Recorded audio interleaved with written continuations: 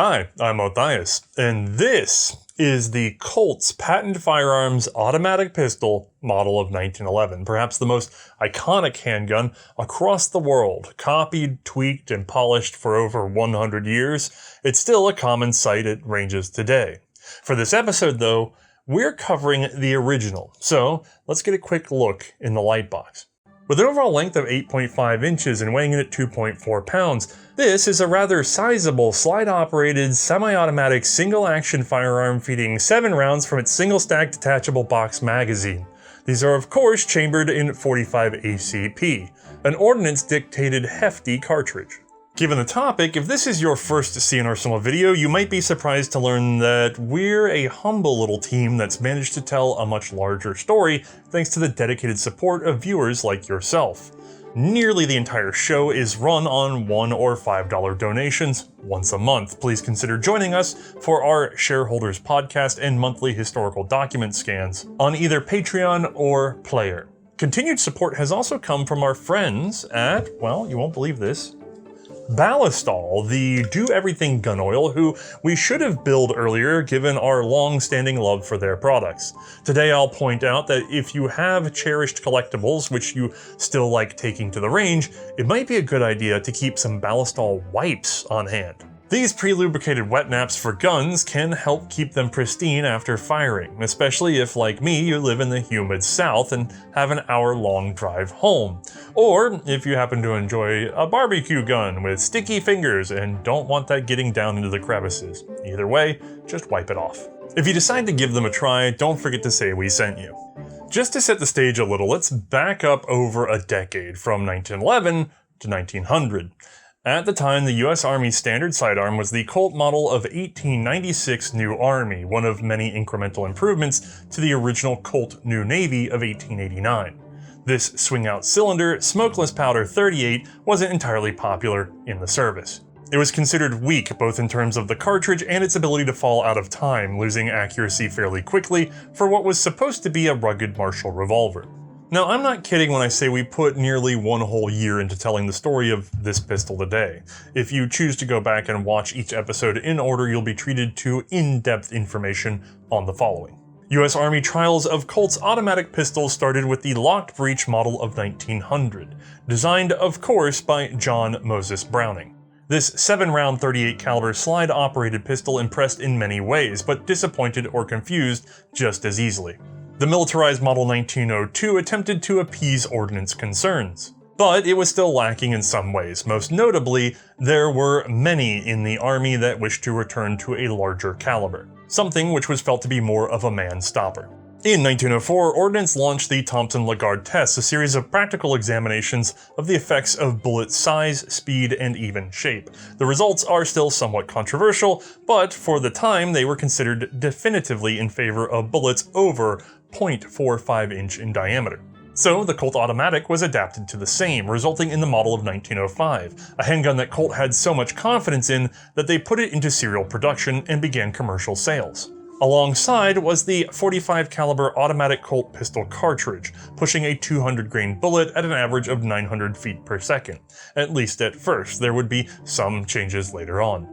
Committing to the model 1905 might have been a mistake, because the commercial market didn't exactly explode with demand for the chunky, lock-breeched .45. At the same time, Ordnance wasn't really on board either, and there's something here that sadly gets left out of a lot of stories about the 1911, which is that it was facing competition, and yeah, a lot of early automatics were clunky and cumbersome, but all the way into 1905 and beyond, there was one clearly superior design. The Borchardt Luger, a pistol very wisely designed for the human hand, and in many ways, human habits. This trials model of 1901 features an automatic grip safety, a steeply raked grip which favored an outstretched hand. It was made to be almost entirely one-handed. The magazine release and the manual safety were both thumb-operated by the right hand. You really only need your left hand to work the bolt. The pistol also locked open on empty, alerting the shooter that he needed to reload. In 1904, the US was able to experience the improved pattern, which had several internal changes, such as the recoil spring switching over to spiral. But most notably, it included a loaded chamber indicator. In US trials, it was also fitted with a Powell magazine indicator. This was also tried on Colt's pistols, but was ultimately abandoned. The Luger would struggle to adapt to the gunpowder available in the US and the Army's desire for large .45 caliber cartridges. While they made some in that chambering, they were more one-offs, and they saw little reason to sink heavy funds into serial production of something that was only desired in one place. Despite continued interest from Ordnance, DWM would stop submitting to the trials, focusing more on guaranteed profits from their German army contracts. However, it's my opinion that the Luger continued to haunt the imaginations of the various trials boards. Its configuration was too handy, too ergonomic to ignore. From here on out, most of the transformations we see in the Colt tend to mirror features already established by the Luger. Attempting to keep the Colt 1905 production line, Colt would upgrade it into the trials model of 1907. The new features include a loaded chamber indicator and automatic grip safety. This model saw extensive testing and even field trials, but it was still disappointing. The primary competitor to the Colt 1907 was the Savage 1907, a gun that they swore wasn't just blowback operated. It's not the topic of our story today, so we'll just keep a loose eye on it. Further tweaking from the Colt resulted in the model of 1907-09. Besides some internal strengthening, the hammer can now be cocked back in order to momentarily tip the grip safety, allowing one-handed decocking, or more likely, easing onto the half-cock safety position. While Colt was trying to hold on to their existing production line, it was really becoming apparent that the core model of 1905 design wasn't going to cut it, so John Moses Browning was put to work once more overhauling the entire concept. The result was the Colt 1909, the greatest innovation of which was reducing the barrel down to a single swinging link. All Colts until now had used a pair of links to retain the barrel as it swung up and down into and out of lock, staying parallel the entire time. Changing it to a single link and an actual tipping barrel not only simplified the design, it improved feeding and allowed for a stronger interaction between barrel and frame.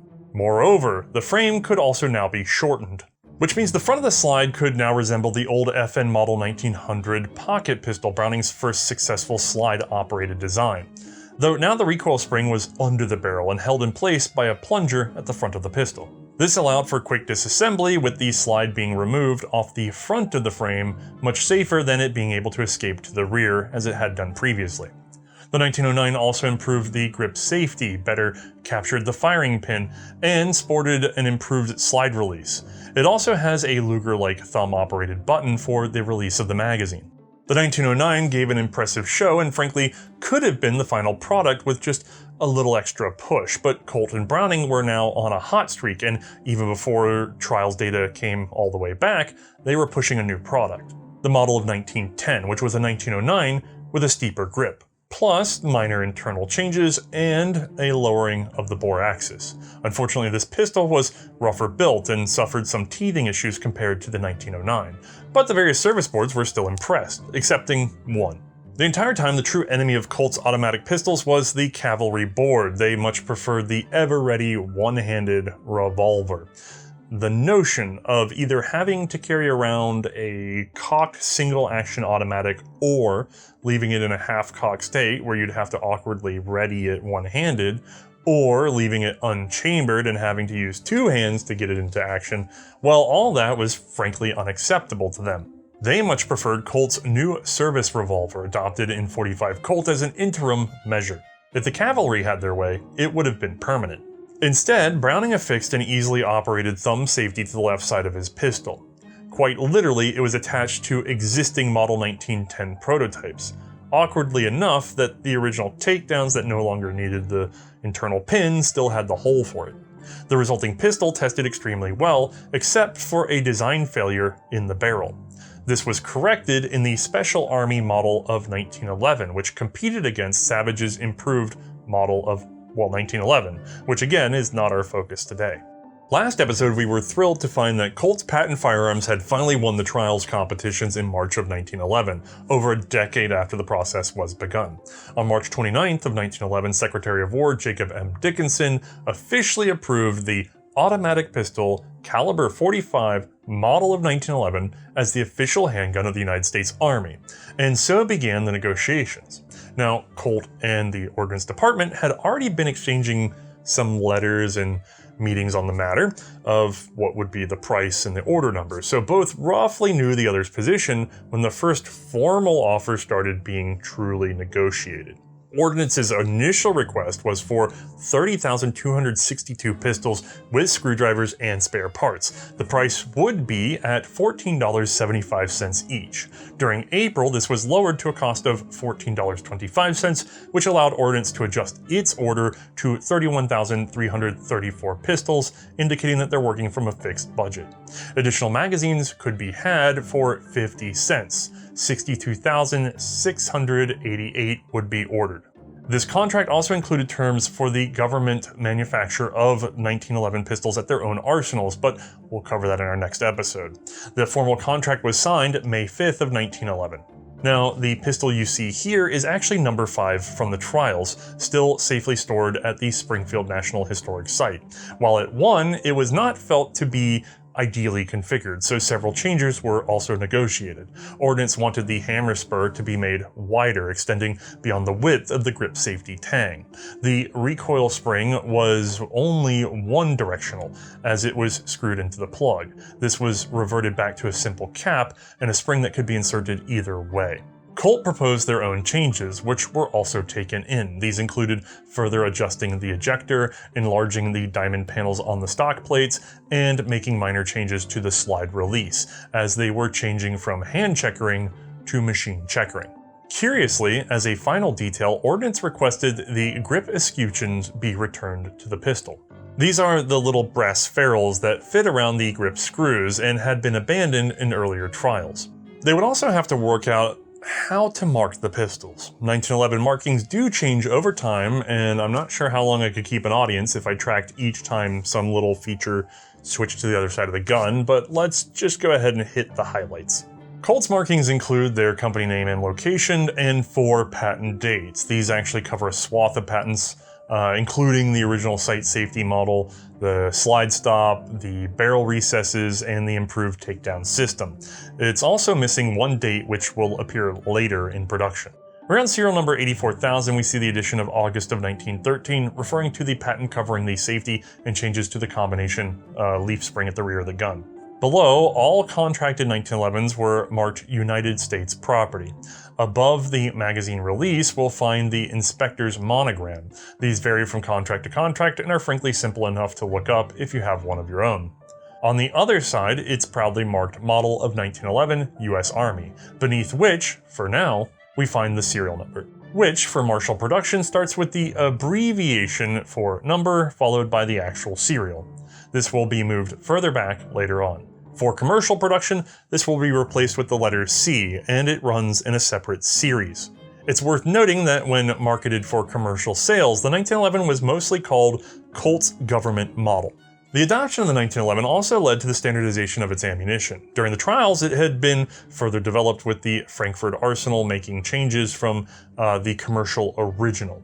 Due to some fiddling around with novel ideas, like using the same primer pocket as the 30-06 rifle cartridge so that discarded rifle cases could be used to make additional .45 ACP, yeah, it turns out that was more expensive than just making it fresh. Also, you might mix up your rifle and pistol primers. We'll forget that. But due to considerations like those and little corrections to official drawings, the final cartridge wasn't approved until October of 1911, resulting in the pistol ball cartridge caliber .45 model of 1911. This was a near clone of Union Metallic Cartridge's 1909, so much so that a letter of commendation was penned out in acknowledgement. Okay, we have a contract for the pistols, we have the ammo figured out. In truth, my example here is not from those very first few years, so it displays a number of minor changes that we'll cover as we tell the story today, but for now, I think it's best that we get a look at what is a world-famous Colt's government model of 1911.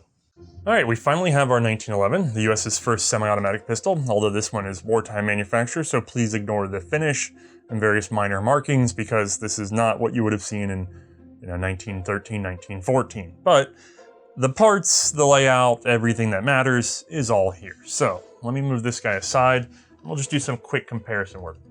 This is the official handgun that it replaced, although this is a model 1901, and they were all the way up to the model 1903. Externally, no real difference other than the chambering down in that cylinder. So if you're looking at these two guns, a little lighter, a little smaller in some ways, but certainly longer and taller in other ways. Medium revolver grip, single and double action, 6 shots of a fairly mild 38 cartridge, whereas you're getting 7 shots of the powerful 45 ACP. Follow-up shooting's probably a little faster on this guy. Sights are a lot cleaner on this guy.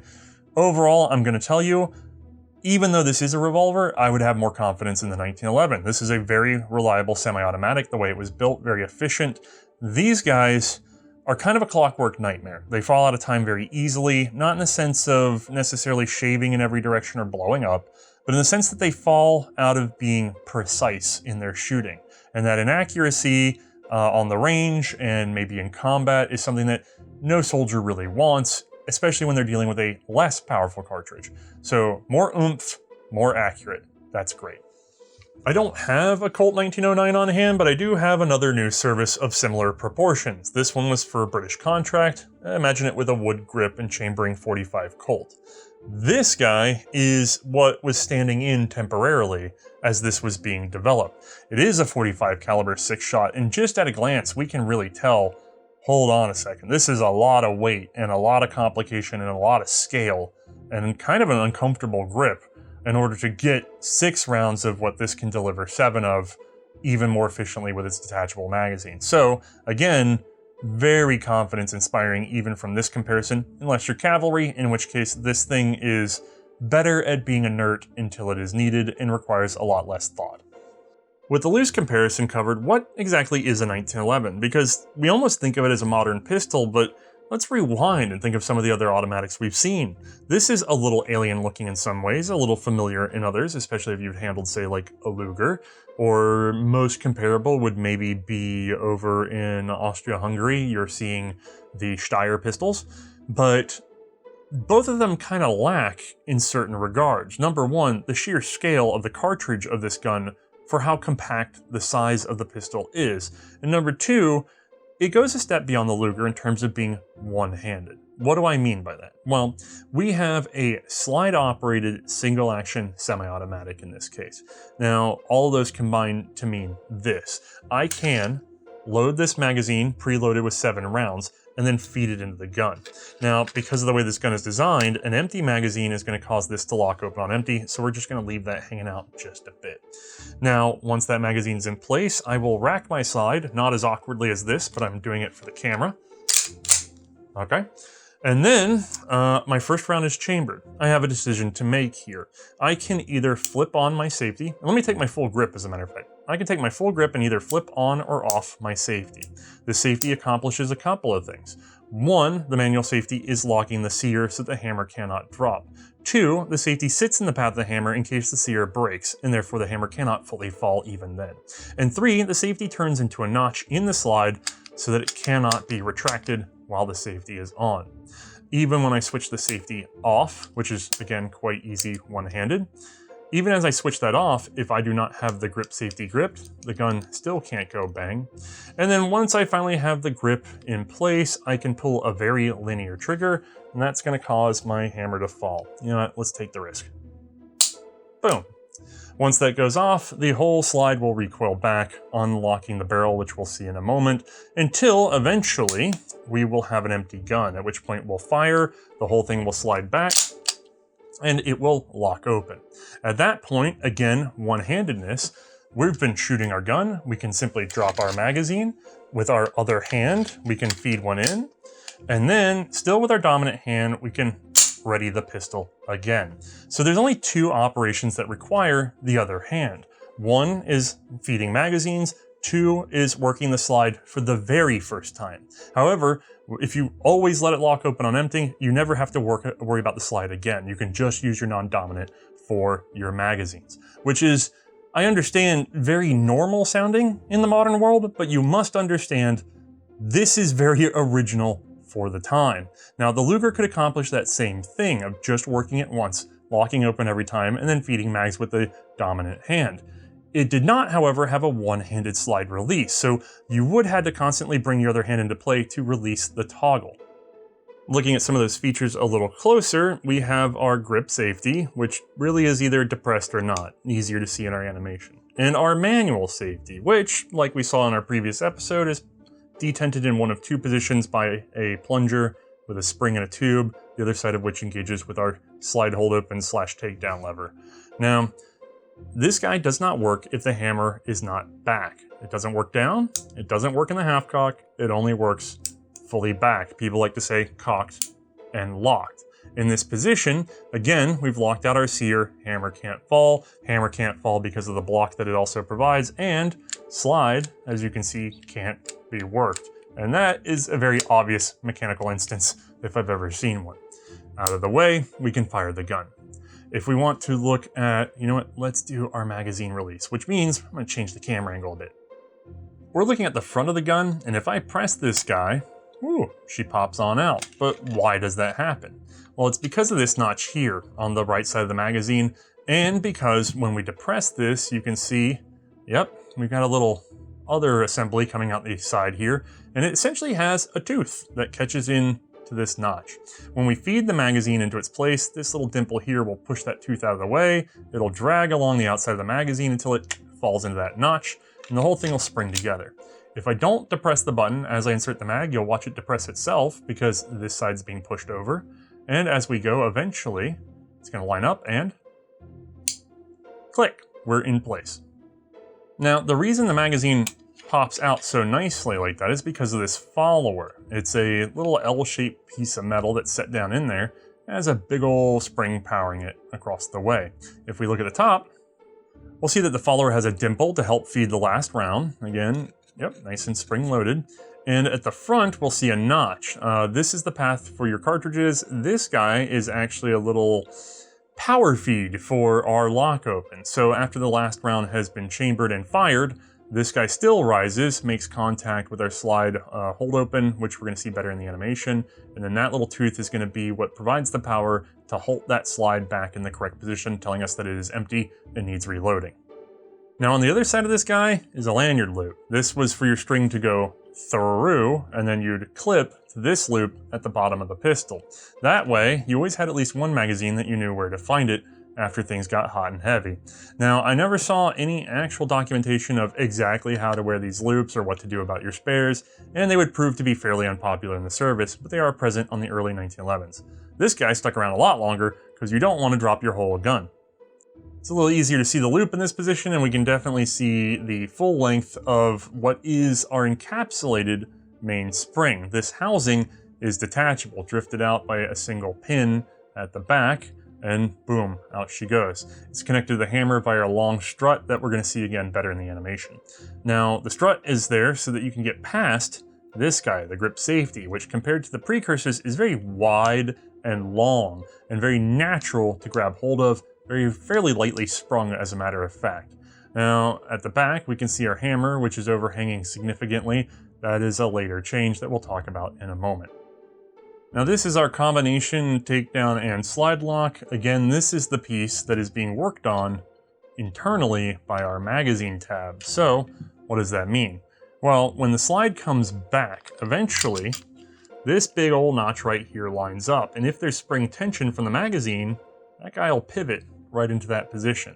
If he does, the slide locks open. Then we can thumb it back off. It also has a second position, which is right there, that little dimple. That is the takedown position, but we can't use it yet because we need to do some work at the front of the gun. Right here at the front of the gun, we can see the barrel bushing, and we can see the plug that's holding in the recoil spring down inside of this slide. If we want to take this pistol apart, the easiest way is to simply press here and rotate clockwise on our bushing. I'm trying to do this so you guys can see. And we're going to keep some tension on that because she wants to fly away. And it's probably best to actually leave these together for the moment, as awkward as that might seem. That's because internally there's a spring guide that we rather not have flop around. It likes to bind up in the corners. So we'll just go ahead and work our slide back until we catch our dimple. And it's a little hard to do using the monitor, but right there. Once we're in that position, we just have to use our index finger on the other side to push our little button. And we've lifted this guy up slightly. Now we can remove the takedown lever, which is also serving as the axis pin for our link. We'll see that as we take it apart. And at this point, the slide can now come off the front of the gun. Now a couple of things are visible all at once. There's part of our barrel, there's our guide. If I go ahead and remove that, we can pull our spring out the front of the section, although at the moment it's snagged on. There we go. A little barrel bushing turned on me while I was holding it against the table instead of up in my hands. The joys of filming for you guys. Now there's a dimple here on this particular model in order to keep this spring together. The dimple is not super effective if I'm honest. And we can go ahead and look at the front. We can see that the barrel bushing is in the way of our barrel until we turn and expose that little lug, which allows the barrel bushing to be pulled out of the front of the slide.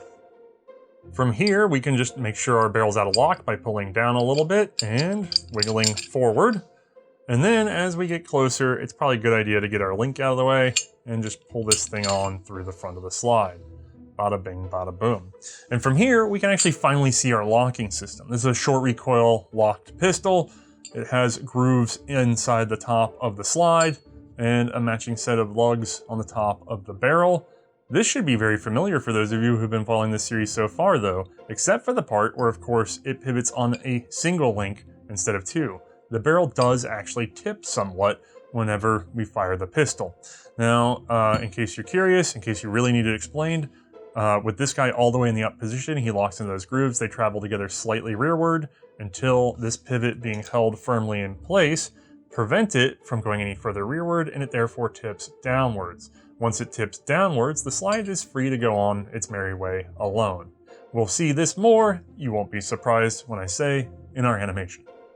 Here's our pistol in the field strip state, and I'm probably going to make a few people unhappy when I say that I find this to be almost unacceptable. While the 1911 is a fairly ingenious design, one that stood the test of time and is well loved by many, I do think that there's room for Browning to have made some improvements in terms of not having to have this many pieces laying around when the gun is pulled apart. Is it absolutely critical? Did it destroy its ability to be used in combat? No, but we have seen some fairly ingenious systems in our show's history that could have done a little bit more to maybe keep this captive, keep this all attached as a single captive rod, maybe find a way to keep this guy from having to come all the way off the gun.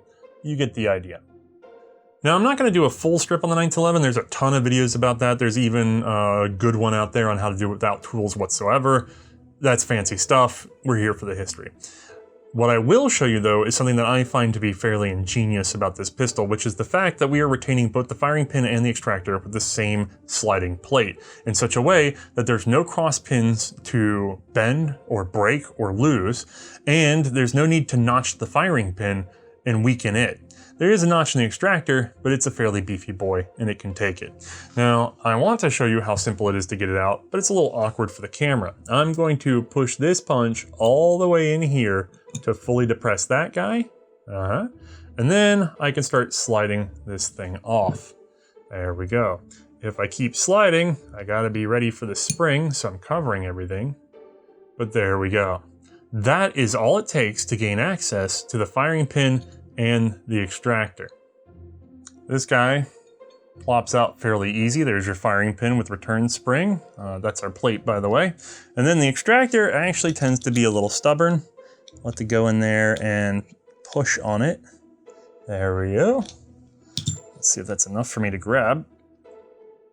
Oh, of course it's not. These things are so nicely fit. There we go. Oof. Whew. This one could use a little bit of scrub-a-dub, but fairly complicated shape, and yet no additional springs needed. The extractor is a spring, and there's our pivot point molded into it so that we get the flex that we need, and there's our retaining notch. All this is actually really tidy. I appreciate this a lot more than the regular takedown. Now, of course, while we certainly saw a lot of this gun just now, you can't see every interaction, not unless you have a fancy cutaway or a little help from our animator, Bruno. To load and ready our pistol, we'll just insert our 7-round detachable box magazine. The magazine is retained by the magazine catch. This spring-loaded, mostly cylindrical button has an offset scallop on one side. Depressing the catch drives the scallop into alignment with the magazine, releasing it to fall free. When inserting a magazine, the mag body presses the catch out of its way. Once a notch in the magazine body aligns with the catch, it springs into place, locking the mag in place. The cartridges in the magazine are constantly being pressed upwards thanks to the follower underneath, powered by the magazine spring. To ready the pistol, grip the slide, draw fully rearward. This allows the first round to rise. Then release the slide to drive the round into the chamber. The slide is biased forward by this large coil spring set under the barrel. The spring is supported at the rear by a floating guide rod. At the front, it's capped. This cap or plug, in turn, bears into the barrel bushing, which is finally attached to the slide. The 1911 uses John Browning's tipping locked breech system, which can be seen on the barrel.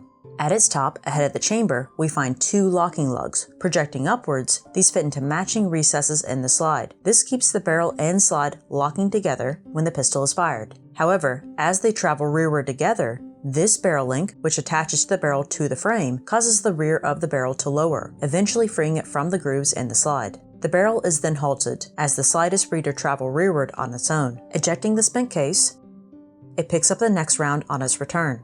Once the breech face meets the rear of the barrel, it's driven forward, and the link helps shove it back up into lock. Let's take a look at the lock work. This is the trigger, usually simple enough, but in Browning's pistol, it takes on a stirrup shape. This makes for an even linear pull, instead of the usual method of rotating on a pin. This is the grip safety. It has an extension on the right side rear, which impacts the right side of the trigger stirrup. This means the trigger cannot be pulled rearward until the grip safety is depressed, which lifts the extension clear so that we can fire the pistol.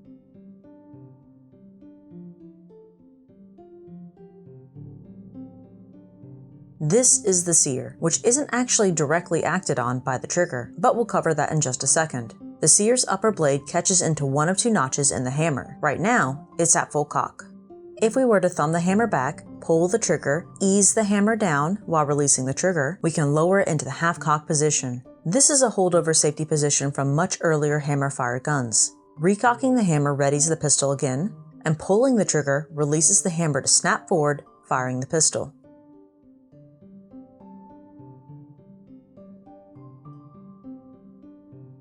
The manual safety lever on the left side of the pistol is far more modern. It may be lifted to lock the pistol on safe, or dropped to ready it to fire. The safety is biased into two positions by two dimples on its forward edge, which meet with this spring and plunger assembly. The rear plunger presses into the safety, again creating two biased positions. The front plunger presses into the slide stop, biasing it only downwards, though somewhat lightly. We'll see why in a bit. Looking inside, we can see when the safety is lifted, a lug inside turns into the path of the sear. This means the sear cannot be tipped, and even if the sear were broken, the lug also blocks the final path of the hammer. Dropping the safety back down frees the sear to rotate once more. As I said, the trigger doesn't make direct contact with the sear. Instead, we pull into a disconnector, an oddly shaped rod and paddle thingy, which rides inside the sear and has its topmost projection set inside a notch in the slide. Pulling the trigger pushes on the disconnector, which in turn tries to escape upwards, which pins it between the trigger and sear, causing the sear to tip and the pistol to fire. As the slide travels rearward, the disconnector is driven down, causing its lower paddle to drop below the sear, which is now freed to spring back into place, allowing the pistol to recock. Once the slide returns, the disconnector could rise back up, if not for the trigger sitting in its way. Only once the trigger is released can the disconnector fill the gap once more, allowing the pistol to be fired again. Almost all the lockwork is powered by this combination flat spring. Known as the sear spring, is 3 tines actually power 4 components. The tall left side tine acts on the sear, pushing it against the hammer. The middle tine presses against the disconnector, driving it both forward and upwards. The disconnector in turn presses on the trigger, returning it back forward. The right side tine presses in the opposite direction as the rest, against the grip safety, popping it back out when released. The other spring at the rear of the gun is set inside the mainspring housing. Here we have a powerful coil spring topped by a plunger known at that time as a cap. This presses on the hammer strut, which obviously transmits the pressure to the hammer itself, constantly biasing it towards the firing pin. which is this guy here. Like the older prototypes, this is an inertia firing pin, too short to take up the whole length of its gap. It's also returned by this coil spring at its front, and is held into the slide by this sliding block, known as the firing pin stop. Just smack the pin with the hammer, and it will strike the primer, firing the pistol. Also set inside the slide and held by the firing pin stop is the extractor, fairly unique for its time by being tubular in shape, with scallops to allow for springing into position against the case rim. The ejector is a simple block set vertically in the frame. Once the pistol is fired, the slide brings the extractor along, which in turn is holding the spent casing, pulling it into the ejector and flicking it from the action. Now that we're down to our last round, the follower will be right below our slide stop lever. Firing the last round, the follower rises and lifts the slide stop, overcoming its downward bias. The top of the slide stop presses into the slide until it meets a matching notch at the nearly fully open position. This locks the slide rearward, indicating the pistol is empty and making for an easier reload. To drop the slide again, you need only to press the slide stop with your thumb. Alright, that has it covered, so let's go shoot it.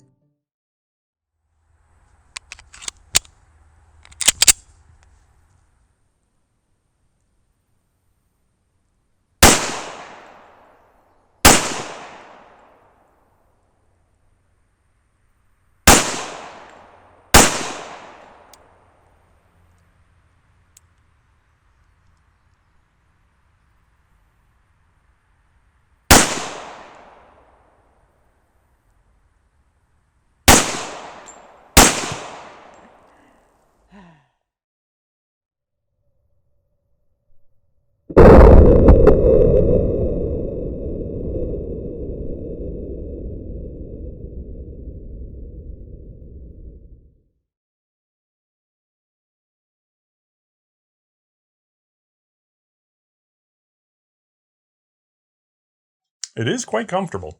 The first batch of 50 pistols were shipped to the Springfield Armory in January of 1912. These were consecutively serial, which means that you had to have all 50 numbers in order for inspection, and if one of those pistols failed, it had to be pulled and replaced with the correct serial number, mind you, before the whole thing could be shipped. This created a weird situation where Colt would often keep unserialed frames on hand to quickly substitute out, causing the occasional bit of confusion with transitional features.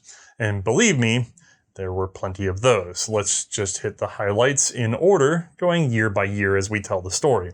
Colt would receive several separate requests for pistol lots in 1911 alone. The initial 31,344 in May, followed by an August order for 4,000 more. In November, the US Navy put in their own order for 7,000 pistols. This actually became part of a negotiating tactic for the government. You see, Colt had agreed to allow government production only after they had been contracted for 50,000 units, and even after that, there were some limitations that we'll explore later. The agreement was a bit ambiguous in terms of whether or not it was applied to all government orders or just the armies. The Navy was ready to order their pistols in July, but the Ordnance Department stalled the matter until Colt would guarantee that it counted towards the 50,000 unit mandate. Naval 1911s have their own service marking, model of 1911, US Navy, or at least they did it first. The practice would later be abandoned under logistics pressure. Deliveries of the Naval 1911s were initially alternated with the Army's, 500 Army, 500 Navy, back and forth, so that everybody's starting to get their coffers filled. More orders continued to trickle into Colt, smaller amounts in November and December. Then in 1912, larger sums as the initial orders began to be delivered. Of particular interest are two orders in December of 1912. Of 4,823 contracted on December 2nd, 623 were replacements for private sales to officers, and 500 were dedicated to the US Marine Corps, the rest going to the Navy. On the 5th, 16,110 were contracted for the militia. Now, on the topic of Marine 1911s, while they were processed through the Navy, at least on their first two orders, the Marines never requested a special slide marking, so they are just marked US Army and can only be spotted by their serial numbers. Now, I promised the changes would be covered, and the first feature to go would be Colt's legendary oil finish. This mirror-like deep blue finish was cultivated over half a century of experience working with charcoal and bone, plus a lot of hand polishing. Unfortunately, once they started racking pistols alongside the rifles and other equipment, it became apparent something stood out. The oil finish was extremely shiny, a problem in warfare. It was also very easy to scratch, taking on an untidy appearance. Ordnance asked if it could be made as dull and flat as Colt could manage. Get it close to the Springfield rifle, which frankly was fine by Colt because it meant less cost on manual polishing. The result was frankly still quite nice and lasted well into the war years. The vast majority of pre-war 1911s will sport this dull finish. And while that was in review, 3 other noticeable changes were made. The simplest is that the grip screw escutcheons had been dropped once more, making for wider screw heads. However, they were proving fragile, so the heads themselves were thickened up and the slots deepened so that they wouldn't mar when being used with a screwdriver. Another change had to do with the magazine release, or at least its disassembly, which was a bit too destructive. The old method was to drop the magazine, then fully depress the left side button, which lifted the right side tab. This could then be rotated half a turn, which freed it from the catch lock, that center pin. Not bad, but in practice the frame was frequently marred and developed burrs, and then interfered with further reassembly. Also, I don't doubt that the catch lock pin wanted to wander off under its own power. The solution was thankfully straightforward. Rotate the lock pin instead of the catch assembly. We just push in and we take our screwdriver, or in this case just the bit's fine, and I'll turn this guy counterclockwise until it sort of snugs into the right spot and the whole thing lifts on out. It's kept as a captive unit with that turn off right there holding her in place. I mean, we can just twist this back the other way to get it fully apart. No need for quick service. All of these changes were approved at about the same time, but they were applied as existing parts were used up. The most serious change, however, was applied immediately and retroactively, and it had to do with the sear spring. It was possible to assemble the new combination flat spring on the wrong side of the sear. This wasn't immediately obvious, and quickly racking the slide might get you an unexpected and very accidental discharge. The solution, however, was very simple. A flange was added to the sear's leaf on the combination spring, such that it could not fit in front of the sear. While those matters were being resolved, Colt was facing an emerging problem. Their magazines weren't exactly amenable to large-scale production in the United States. The initial design used seamless tubing from Germany, with the magazine base fastened at one end by a pair of rivets. This arrangement was a bit too fragile, so they extended the sides of the magazine body to skirt the sides of the base, then pinned it in place. This made for a stronger product. At the other end, however, the feed lips had been a source of constant worry. These had to both retain the topmost cartridge, but also provide a feed at the proper angle into the chamber. The lips had to be thin and strong, with the right amount of spring tension. Colt unfortunately found that after constructing the magazine, then properly heat treating it, the bluing process destroyed that tension. Their solution was to dip the upper portion of the magazine in a heated cyanide bath to re-harden and then retemper the top in oil. This worked out much better and created a sort of two-tone magazine body. Over time, and after some complaints, the process was extended past the magazine catch slot. Even with all this, Colt found itself in trouble when it ran out of that German tubing. Unable to secure the same quality at home, they had to turn to a domestic product with more carbon content. This material didn't want to take on the correct spring tension. It was either too soft and simply didn't do its job, or it was too hard and quickly cracked under sustained use. The matter actually became so acute that it slowed deliveries, and Springfield had to return some 6,000 spare magazines so that the Colt would have them in order to deliver completed pistols. In June of 1912, Colt came to Springfield with a suggestion, and it actually looked like this. Good old flatback, which with poor metallurgy would have been cracking right in these corners, has been replaced with, this is what's known as the punch and slot method, or some people call them keyholes, but we have a punch and a slot, and in this way, we're able to get some flex out of an otherwise very rigid magazine because all that flex is carried all the way through to this portion of the back, and it's not transmitted to those corners so aggressively. This prevented cracking.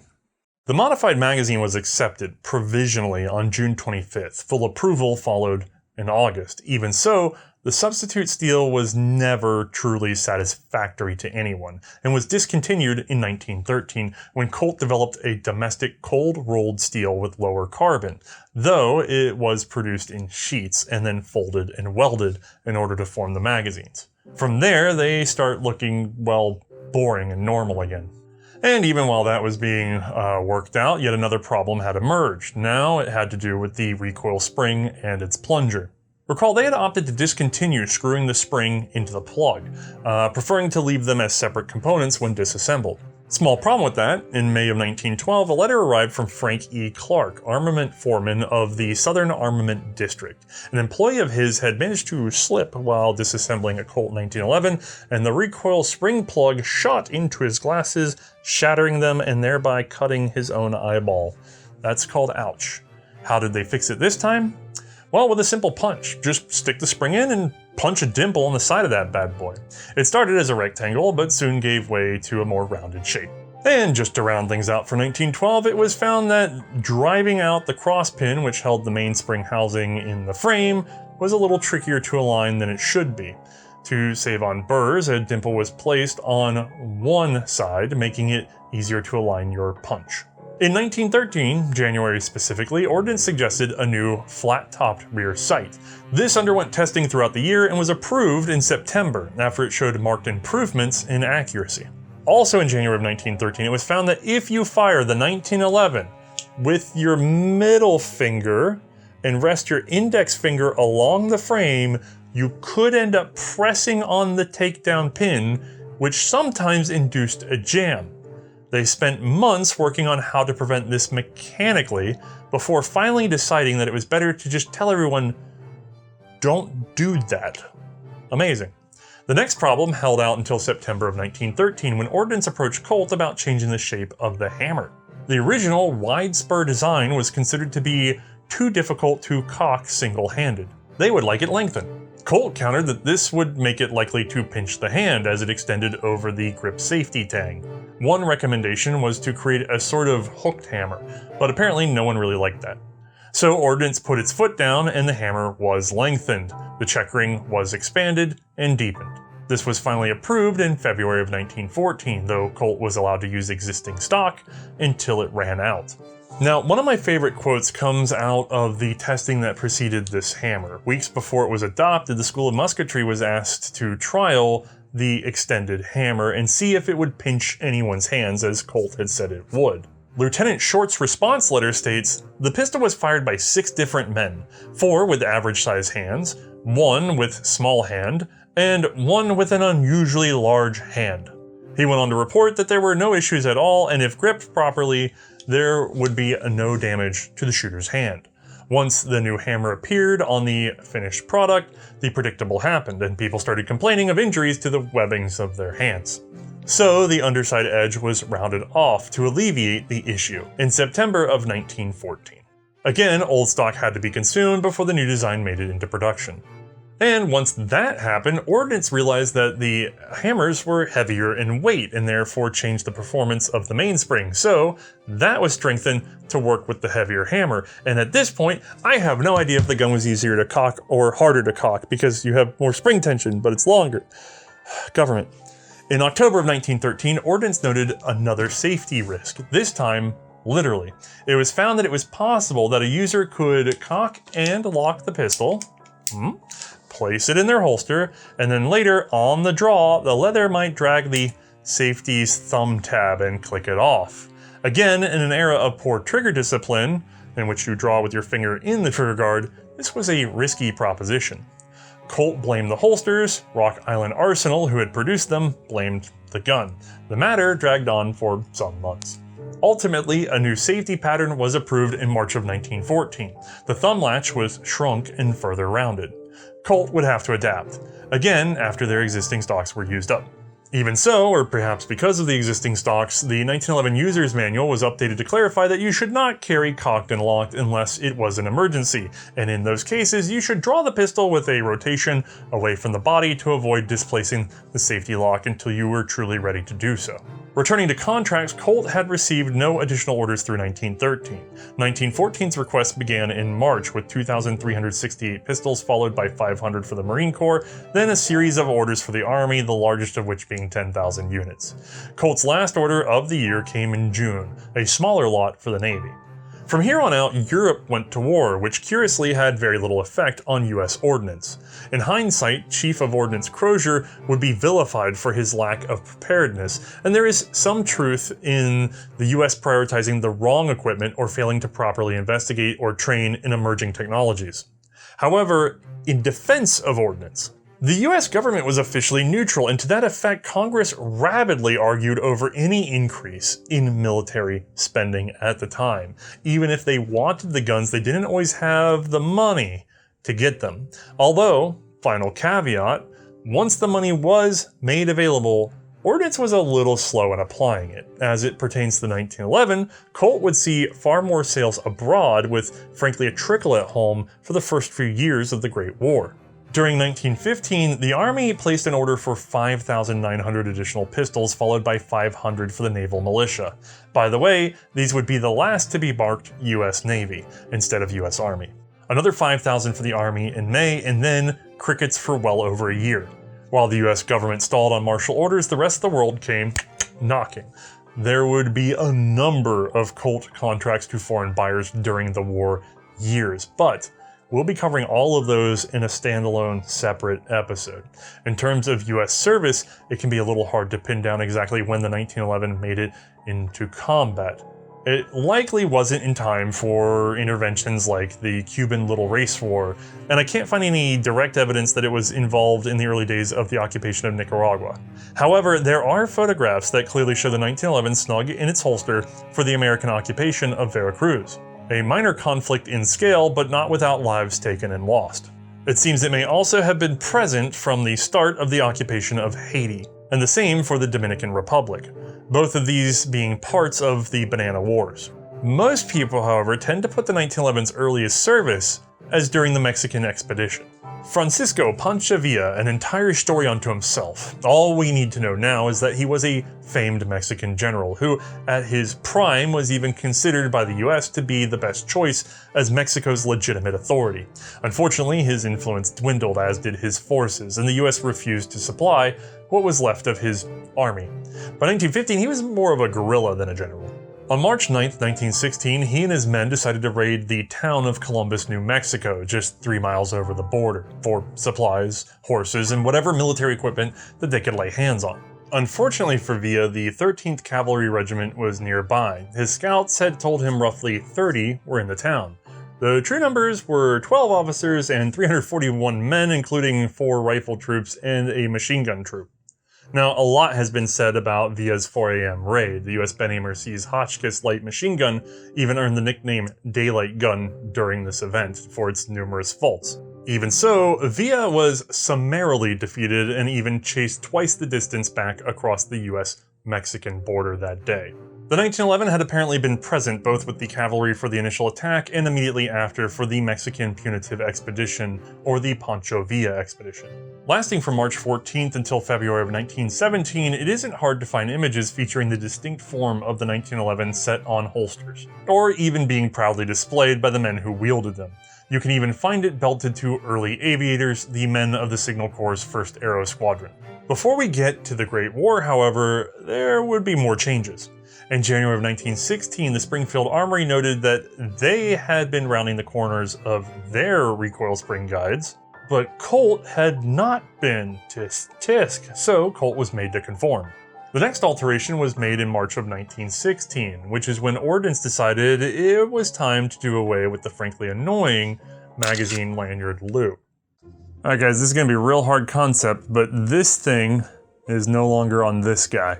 And they didn't even punch the holes for it. Loop, gone. Now, of course, there were numerous reasons for this. 1, it wasn't being used a lot. 2, it was easy to break. And 3, it liked to tear up your hand when you tap that boy where it belongs, even though they told you please stop tapping that boy where it belongs. Interestingly, while this decision came from Springfield, they were so far ahead on magazine production, barely any would be made flat-bottomed from the government itself. Colt, however, ditched the loop on their very next contract, and so it's very common to find these guys without. A smaller contract for the Marines appeared in August of 1916, and the next month a whopping 18,000 units. Just 10 days after that, another 45,000 were added. October would put in another 8,794. The US was finally tooling up, although it was not without resistance. That order for 18,000 units is actually one example of several times that the serial numbers for Colt pistols would detach from the chronological order number. That's because it was initially requested way back in July and the serial block was set aside for Colt, as by this time Springfield and Colt were both producing and yet sharing one continuous line of serial numbers. The cost at that time, by the way, was $15 a pistol and 50 cents a magazine, a nod to the rising costs of materials and labor despite the gained efficiencies of mass production. The 800-unit Marine order came in August, but it was September before funding could be provided for the prior 18,000-unit order. So, despite being signed first, the Marine serials in this block are higher than those from a contract that appears a month later. For more of these nuances, I highly recommend sitting down with a book, because I'm not going to subject you to every time this happened. Now, don't forget, pistol deliveries lag behind orders. It takes time to actually make things. So, by the time the US Congress declared war on Germany and its allies in April 6 of 1917, it was estimated that only 110,000 handguns of all type were available for the Army and Navy combined. Some sources estimate 80,000 of these were Model 1911s. The Chief of Ordnance estimation was 68,533 pistols available to the Army specifically. Now this seems fairly odd because just going off the production numbers from Colt alone, they should have delivered over 100,000 pistols by this time, let alone adding in any of Springfield's production, which we haven't even covered yet. Truth be told, 1911s kind of disappeared from service at a frankly alarming rate. A great many were sold off to officers, sure, but plenty more just never seemed to quite come back from various sojourns in service or were lost in shipping, onesie-twosie. In our previous episodes, we've reinforced time and again that the Great War was one of attrition, not just in terms of men, but also in material. In its attempt to remain neutral, the US had sat fairly idle, failing to stock up on critical arms, ammunition, and more. The primary implement of the average soldier was, of course, the rifle. And even there, ordnance had come up short. We have a whole episode on the Springfield 1903, the official rifle of the US Army, during the Great War. However, the sudden need to raise an army of over 1 million men created an impossible demand on its limited manufacture. Chief of Ordnance William Crozier would in turn authorize the use of substitute standard arms. These would supplement the current supply and allow for the exploitation of manufacturing that was already established, instead of forcing the government to take on a ponderously slow and financially expensive transition to the official pattern arms. For the rifles, the substitute was the British design Enfield model of 1917, a rifle adapted to .30-06 from .303. However, it still took time to assemble in numbers. So much so that the first soldiers to see frontline combat did so with French or British rifles, which did work out for a while as they were under foreign command. However, this couldn't be allowed to last. Those countries were also suffering their own shortages. Again, we'll see more of this in our next episode, but it's worth mentioning here that shortly after the US declared war, the Springfield Armory had to halt their production of the 1911 pistol in order to focus exclusively on the model of 1903 rifle, which of course wasn't the only weapon a soldier might need on the battlefield. The handgun had long been the tool of officers, cavalry, and certain specialty troops. In US service, even before the war, the handgun was issued much wider than in more traditional armies in Europe. The breadth of service was expanded even further by the needs of the Great War. Now pistols were needed for emerging roles like drivers or machine gun companies. Even down to the common infantryman, the rapid short-range fire of the handgun was proving to be a critical tool in close quarters fighting in the narrow trenches. In this role, the American Expeditionary Force preferred to place at least 4 spare magazines with each 1911 pistol. Under these aggressive conditions, even those handguns supplied were quickly consumed by the war. Now, all these issues were not realized all at once on the declaration of war. As troops were gathered, and especially once they started shipping out, a dark realization spread through ordnance. No matter how much you might pump the numbers, it always summed up to too little and too late. Massive production was needed to meet the ever-growing projections. In December of 1917, the Chief of Ordnance advised the Army that based on the projected standing army size of 1,612,000 men, it would be necessary to provide between 1,300,000 and 2 million handguns. While that might seem odd, it assumed a need for reserves and extreme wastage in the rotation. Based on this calculation and on the projected maximum production of the current industry, the US started the war 1 million pistols short if they ever wanted to catch up.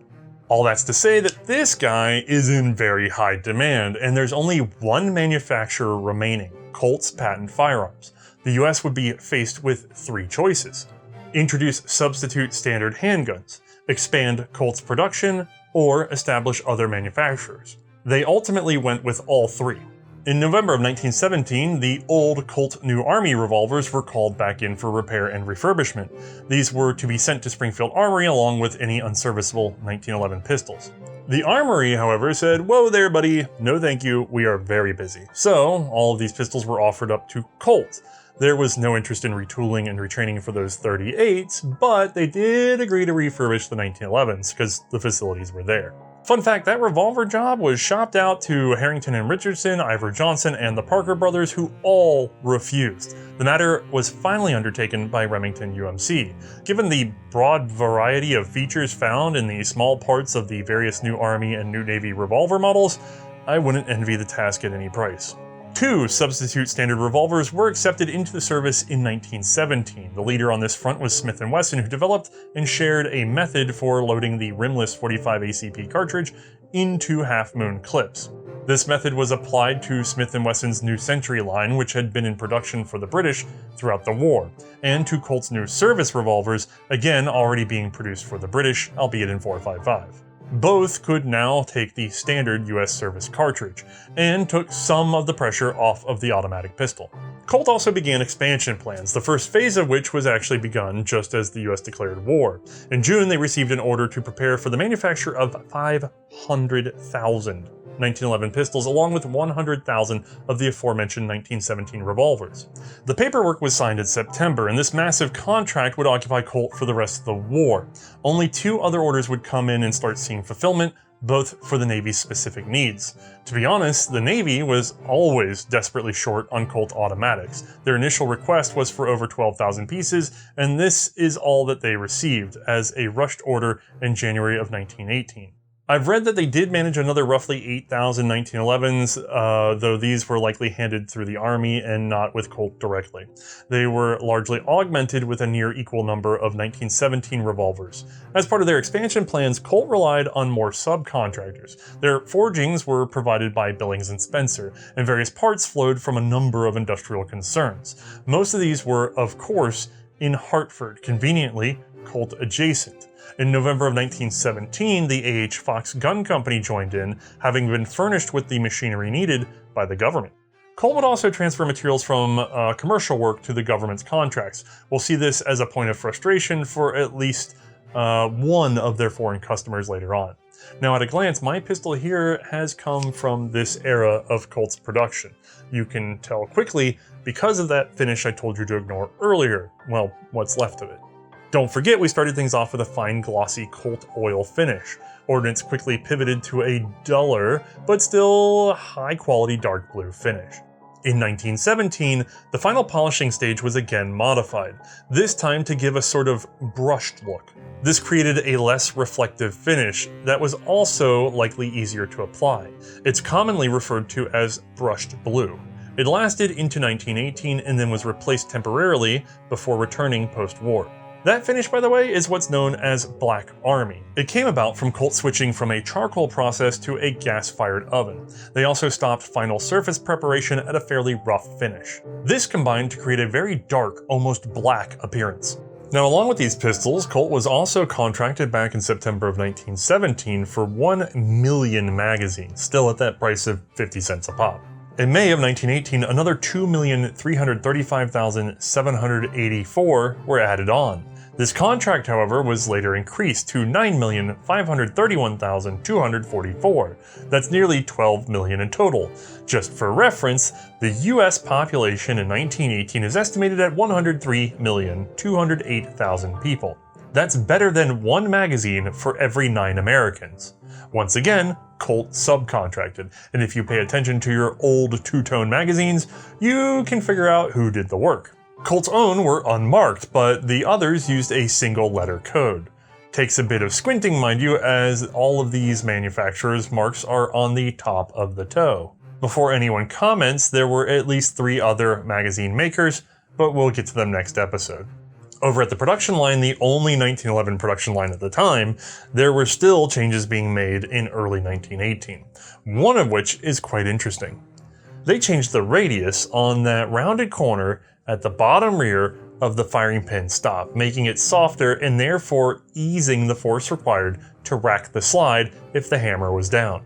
In the coming months, a variety of small machining changes appear. These are usually attempts to reduce manufacturing time, and none of them are particularly easy to spot. There are also some more minor marking changes. I'll leave that to the books though. I will point out that in February of 1918, Ordnance finally released the requirement that 1911 pistols be shipped in complete consecutive serial lots. This nitpicking had been great for inventory, but terrible for fulfillment. Now, while Colt was struggling to keep up with demand, Ordnance was still becoming frustrated. Colonel Thompson felt that Colt's progress on the 1911 contracts had not been satisfactory. He gave instructions to conduct a diplomatic but thorough investigation. In March of 1918, Major Joseph G. Woodbury, a small arms inspector and supervisor, investigated the Colt plant to determine what might be involved in the delays of pistols. His report was decidedly negative, placing blame on a number of factors. Lack of sufficient tooling, lack of adequate production records, no competent production engineer, poor tracking of parts on hand, rampant politics in the organization, and Army personnel who didn't seem to understand their duties. He also placed significant blame on Colt's chief inspector, Otto Kurt. It was felt that Otto was rejecting various critical components for insignificant reasons. These parts often went on to be used in commercial manufacture, though at this time those guns would be for the British contract, which, interestingly enough, the US had particularly approved to carry on despite their own shortages. Anyway, Woodbury was suspicious that Otto Kurt was a German sympathizer, as he was born in Germany and had been known to be pro-German before the start of the war. After his report, Colt wasn't permitted to scrap any components into the commercial line until they were cleared by ordnance inspectors. And on top of all of that, Colt was getting slammed by fines for their late deliveries. I'd like to point out, by the way, that none of the other commercial contracts for government Model 1911 production included liquidated damages clauses, just Colt's. Their then Vice President, Samuel Stone, protested the matter to the Chief of Ordnance. In his opinion, they were unfairly being held to numerous individual contracts and obligations that frankly conflicted with each other. Just look at everything they were producing for the US Armed Services all at once. Not only that, but for many of these arms, they were required by the government to assemble technical data, share their engineers and equipment, and help establish manufacture at competing firms. Colt's Patent Firearms had tried to expand their own production with a dedicated large facility for the 1911 pistols. However, the War Industries Board required that they petition for permission, as there was a fuel and transportation shortage all over New England. Because that's where all the arms factories were, even before the war. Colt's expansion request was denied. The most that they could do was expand into 2 shifts on the current factory, running 20 of 24 hours a day. And honestly, the other 4 hours were probably taken up in changeover issues. In addition to being fined for late deliveries, Colt was also being fined for making a profit by selling firearms during a war. I'm blaming Scandinavia for this one. Denmark and Sweden started this trend during the war of adding extra fines onto industries that made deep profits because of said war. There it was called the stew tax because of food exports to Germany. In the US, these taxes began in March of 1917. 8% was taken from the profits in excess of $5,000 plus 8% of the invested capital, but in October it was replaced with rates between 20 to 60%. Also, it was applied retroactively to January. Fun. This act was so poorly drafted, expansive in scope, and frankly insane to administer that it only lasted 1 year. Ultimately, further ordnance investigations corroborated all of these problems and pointed out that Colt's contract was signed before so many more demands that they could have never predicted, mind you, were placed on them. So the Chief of Ordnance magnanimously recommended dismissing 75% of the damages. Not all of them, mind you, 25% remained. Unless you were literally anyone other than Colt, then you paid nothing because these were never put on you. And with that, production would continue through the end of the war, which actually came as something as a surprise. First, with the armistice on November 11th, the Treaty of Versailles wouldn't follow until June of 1919. But by December, it was clear the bulk of the fighting was largely done.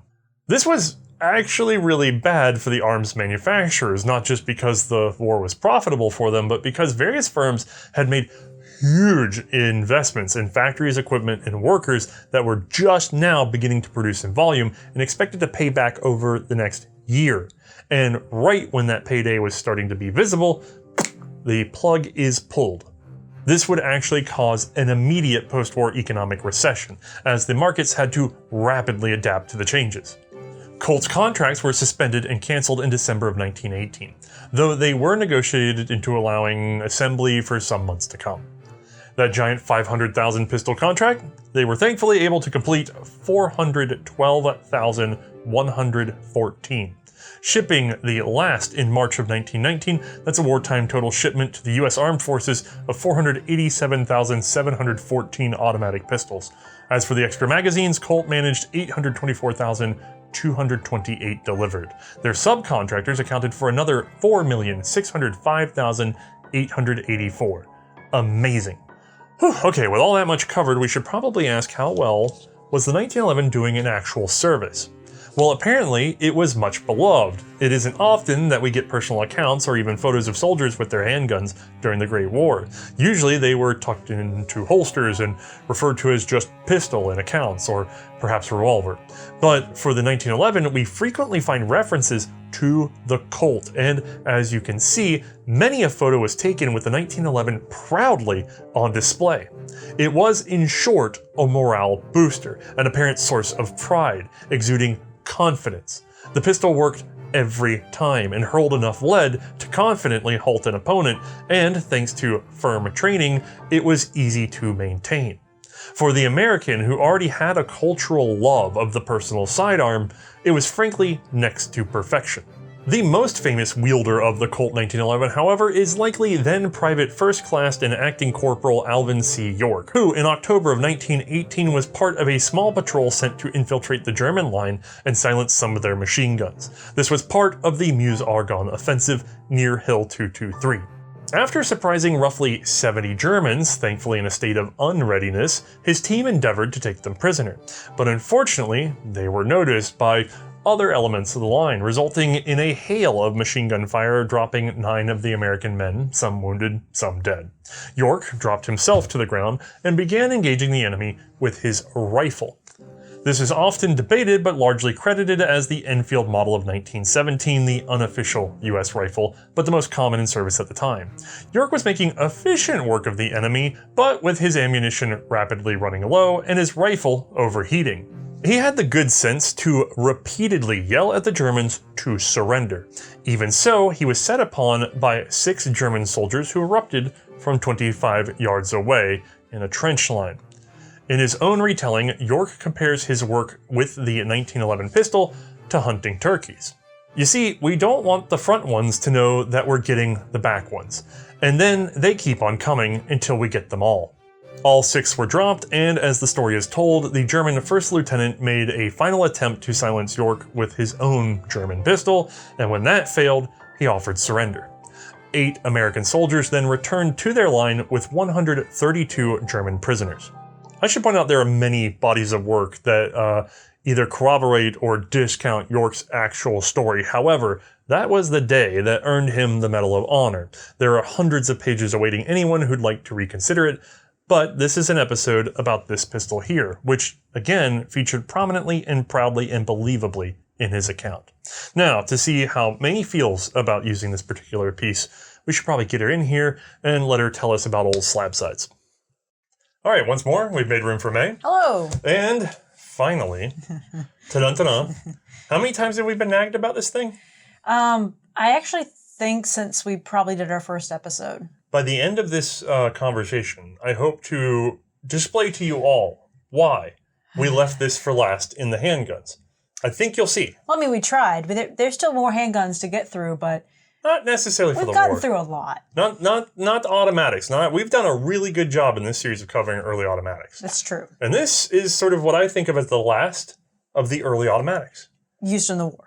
No, in development at all. Oh, okay. Because after this, everything trends towards this. I mean, there's some exceptions, but it is very hard to ignore the 1911 for the rest of time afterwards. That's true. But before we get into all that, let's go ahead and get this in your hands.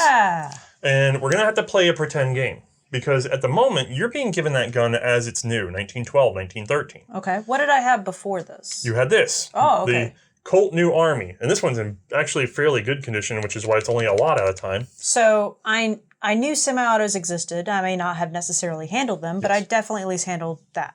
Yes, you would have handled this. Okay. This is a 38 single and double action swing out hand ejector, right? Sure. Okay. And then you may have handled one of these because they were in special limited issue. Fancy. Although not this one exactly. It would have been a 1909. Okay. But it's same dimensions, different cartridge, different grips. Sure. But it would have been in 45 Colt. Same idea. Swing out, eject. Extremely large and frankly awkward grips. We have a whole episode on these guys. Right. Those are the two guns that you're used to in service. Okay. And then, just because we happen to have one here, you might have dealt with a Luger privately. Or I knew of it. Yes, that's true. At this time, in the U.S., you're most likely to have actually handled a C96. Yep. But that's sort of way out of the line of what we're talking about. This was part of the trials program, and I suspect that this had a strong influence on the 1911. So we'll go ahead and pretend that you know that Lugers exist. Okay. But let's focus more on the revolver aspect. Okay. So you're handed the 1911 for the first time, soldier. Cool. What are your impressions? This is definitely not a revolver. Let's start with that. It feels like it's a very sleek, simplistic looking, but comparison to revolvers in general. Yeah, there's actually not a lot going on visually. No, there definitely isn't. The heaviness on it, the muzzle heaviness on this guy, kind of reminds me of a revolver-ish. However, I want to say it's not that bad by comparison. Yeah, it's not as aggressive. No, but I feel like that's more the rake, the actual grip itself, that's causing me to have some tip forward. It feels like everything is right here, contained, and then everything else is in my grip. However, yet it feels like it does, like this is where I want to bounce it. I don't want to bounce it in the trigger guard. I want to bounce it underneath the trigger guard, which is causing that tip forward sensation. Yeah. Now, for an early automatic, that's actually somewhat uncommon. For them to have that bit of muzzle heaviness to them?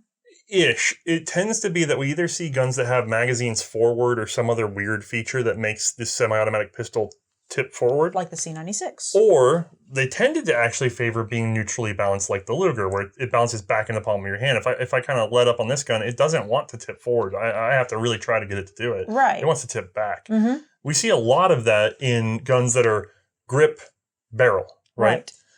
But this is a grip barrel, no forward mag, no weirdness. Yeah, there's nothing else really going on there forward of the actual trigger guard. Meanwhile, this one, there's so much more going on in here internally. Right.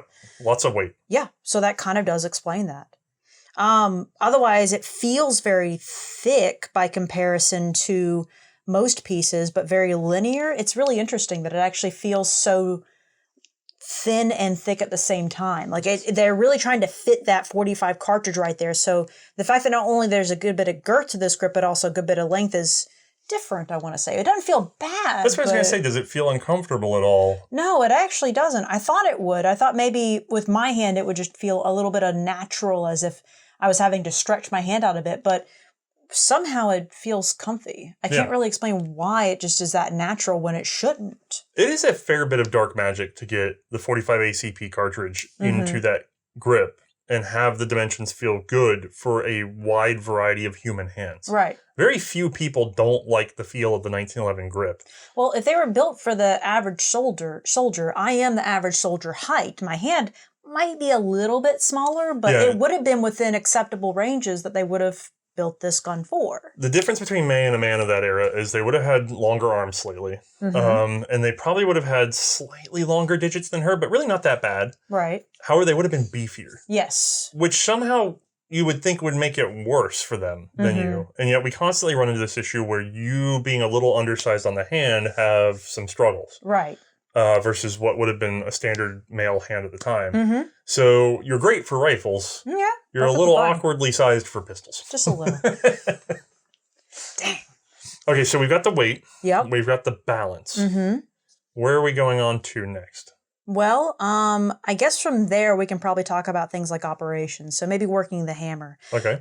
So that gets back to the smaller hand kind of thing. Maybe this is affecting it to a certain degree or not, but I feel it's a little awkward to reach up to that hammer. Slightly more awkward than, say, the Colt 38 revolver. It just doesn't really feel like it's a natural thing for me to reach up to do. Like, I don't really feel like I have a good leverage point that I should be able to single-handedly do that. Right, you have to open up the palm. Even I have to open up the palm with a 1911 to some degree.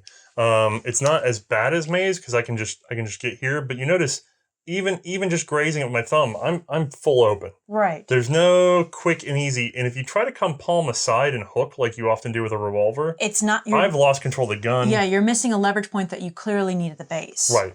And so it is just a little weird. I find that more often than not, I end up having to use my pinky to kind of give me some purchase. I'm using the width of my hand a lot. Meanwhile, with the revolvers, and we've said it before, and just then, it can have a bit of a difference with my fingers, but this one, I actually can reach up and thumb that back pretty okay. Yeah, the new Armies are actually quite easy to use. They have a wonderful medium grip. The hammer is very accessible. I actually quite like the feel of these guns, which is fair because this is a lot like what ends up being the Smith & Wesson K-frame, which is still very popular today. Right. So there's an understanding of why that was so elegant. Thankfully, with the 1911, you don't have to cock the hammer unless you... Realistically, the only reason you should have to cock the hammer is if you've eased the hammer into the half cock notch. If you've used it as a safety for a chambered round, but you already have a cock and lock safety. So you can basically avoid using the hammer if you don't want to. Oh yeah, true, definitely. And then speaking on one-handed operation, it kind of feels like a lot of this gun was designed so that it could be one-handed for the most part, with the exception of two things. And I think I remember you even talking about this before, which is slide operation for that first time to cock the hammer, and then inserting a new mag, essentially. Yes, although it would be in the other order. Oh, you would insert your mag. Yeah. I wasn't talking about order necessarily, but you know what I mean. Everything else, even I can do one-handed, so I can at least release the mag with one hand. I can operate the safety pretty easily. And then for a slide lock open, it's a little bit of a reach, but I can still do it. So that's not too bad. Right. That's actually pretty good. I can't think of I want to say revolvers are a little more complicated with that because the loading process is going to be longer, but for the most part, they are designed to be single-handed. Well, that's just it. The 1911s are sort of the first thing that catches up to revolver technology, because revolver technology at the time was that I can just pop this open, but I will say, failing on this guy, other hand needed to eject. Yes, it's true. Then load, which is a separate sweep, by the way. You have to come up and eject. Right. Then procure your ammo. I mean, you could procure your ammo and just sort of bop it awkwardly, and then it gets a little weird to think this out versus where the 1911's at, which is auto lock open, drop mag with one hand while reaching for the other one, feed it in. That's very, very, very modern. And it's the first time that you really see autos distinctly beating revolvers. The Luger is capable of the same. I don't want anybody coming out and saying, hold on. The Borchardt and the Luger could do the same operation. And you're right, they could. But we're talking about in the U.S. context, all of a sudden they're going, hey, hold on. This isn't some fiddly gizmo that I have to play with. I can just run it. Yeah. And you know, it's actually, sorry to get on to the topic of me having just utilized them. This safety, the grip safety, the mag release, the slide release, all very modern features in general. And the feel on all of these is pretty fantastic. Like as a shooter, I don't really notice I'm having to grip the grip safety. And I can think of several back in the day that Lugers were pinching me, or Yes. or it just felt like the grip safety was an awkward shape in general. It's like, what was it, the Webley self-loader's got that weird bell shape to it? Yes, there's a number of them that you've mentioned being cognizant of while they're being used. Right. This one just feels like it's naturally integrated to such a degree that I really don't feel it necessarily as I'm shooting. We have the Luger 1900 with us. That had problems so much with the safety that they ended up increasing the width of it. Right. And even then, the safety feels like a distinct attached part to a pistol. Yes. This feels like an organic outgrowth. Yeah. Yes. It's really well done for that grip safety. And then everything else is so natural to use. The safety here has a nice, just kind of dome or a triangle shape to it that really is easy to use off and on. Everything else has little serrations on it or ridges that just make it easy to depress and feel texturally. It is very intentionally placed out too, so I don't feel like I'm going to accidentally depress any of it either, which is great. But it is lovely how intentional they are too. Yeah. There's shapes, textures, and landmarks to help you navigate this pistol without ever looking at it. Yeah, I don't feel like if this was a map, if I was looking at it, I don't think I'd ever get lost. Right. Without even looking at it, really. Right. Just fumbling around in the dark. In the dark, I can distinctly feel them out and know what they are doing. This is kind of like the 1911 has done this thing where it's put all these features in the right spot. Mm-hmm. Just like if you were to take a light switch and put it 6 feet off the ground. Right. And then throw people in a dark room. They'd take forever to find the thing because they'd be feeling around right here where light switches normally are. Yes. And light switches are there because it's a natural place. Mm-hmm. This has found the natural place for so many things all of a sudden. Yes. It found some of them, hint, hint, off of another gun. But others, it came up makes with all on sense. its own. Yeah. Especially the slide lock and slide release. That part is distinct to this guy, and it's great. Yeah, the only thing that it's so modern in some ways, but it's kind of weird that it's missing loaded chamber indicator. That is the most unusual feature because it was something that Ordnance liked from the Luger trials. Mm-hmm. It got mentioned repeatedly, that and the magazine indicator. Although we see magazine indicators mentioned by a number of armies and then no one adopts one because they're all too much of a hassle every time. Now, I know Browning's whole thing was to utilize other parts to work with other things so that everything kind of had a dual purpose to it. So maybe that was an issue he ran into. If he considered it, I don't really know, but I could see him kind of working with maybe something like the extractor back here or something. I'm frankly surprised the extractor doesn't double as a loaded chamber indicator. That would be interesting. At the rear, like poking out a little bit? Yeah, I wonder if he had it in his back pocket in case they asked for it, because there's certain elements of this gun where I go, as it's evolving, I think Browning already knows what he's going to do next when they ask him. Mm-hmm. They're just giving them the illusion of choice. I really have that impression sometimes. Mm-hmm. Because, especially with the way the safety got dropped in and the real estate was all available for it, ready to go. Yeah. The 1910 to me looks like it always meant to have that safety. But it was just like, ooh, maybe they won't ask me and I can get away with it. But I'll just go ahead and make the spot area for it just in case. It could be a little, and Colt could be behind it as well. It could have been a higher level negotiating tactic where it's like, we'll let cavalry make their demands, and then we'll say, oh, we're yielding to cavalry. Right. By putting on this thing that we already knew how to do. Although I will say they did refine it even after that, though. Oh, I think good. when they got rid of the side plate on the other side, that was, oh, God, that's such beautiful engineering. So Fair. Let's get back to the ergonomics, or at least the first feel of this gun. Sure. Before shooting it, before anything else, what's your confidence level in terms of the reliability of a pistol like this? Well, normally when I look at a pistol like this, I'm looking for where the failure point's going to be. So on certain revolvers, they'll have external springs or something like that. And I'll be like, oh, I can see where this would be a failure point because if this gets dropped in such a way, I could see this part falling off. Right. The more fiddly bits, the more likely you're going to have trouble. Right, that too. And then, we have the Luger. I'll reach for this again. This is a 1900. By the time this thing's adopted, you already have like the P08 in German service, which has a number of improvements and refinements. Sure. You've shot a P08 just fine. Yep. Does the Luger, just on first handling, first blush, feel as rugged or reliable as the 1911? It doesn't. It actually doesn't, simply because if you even just look at the Luger, look at how many weird shapes and things are poking out. Like, you see that guy right there sticking out. I can see the safety doing its job. I can see the sear sticking out of the side of the gun. You can see this weird cover plate for takedown. You have your little takedown latch, which isn't that weird compared to the 1911. Well, but the latch it's just itself sort of, doesn't look very strong. Well, it's out in the wind. Right. Right? And then you have a lot of stuff is, don't get me wrong, it's flush to itself, but I don't know how to explain it. It looks like a collection of sci-fi parts. And then if you look at all this exposure right here, I'm thinking, well, how much mud and muck could get inside of that and then cause potential issues as well as far as functionality goes? Meanwhile, this one, Yeah, it's got a little bit right here. It's got the slide release, and it's got this captured, plunger right there. There's a set of plungers and a spring inside of a tube over top of the grip. And it's got the safety area. But if you look at it closely, this tube that is encapsulating the plungers and springs in here, it's actually pretty well shielded in a lot of ways. From the slide up top, from the grip at the base, it's got both parts on all sides. It's fairly well protected looking, which is impressive, actually. It's the most obviously vulnerable part of the 1911. Right. And yet they have tucked it in where it's protected so nicely that you're like, I kind of doubt it'll give me trouble. I guess the only part that looks like it may be a problem is maybe like the lanyard ring, because this doesn't really look all of that strong in general, the one at the base of the mag here. Well, I have good news. By the end of the war, they had figured that out. Cool. Actually, really before any of that. I think, oh God, now I'm trying to remember my own episode. I think they had cleared getting rid of the ring before they even entered the war. But they had plenty left over. Also, I did notice when I went to go bap that in, that little lanyard, it bapped my hand. The original manual says don't do that.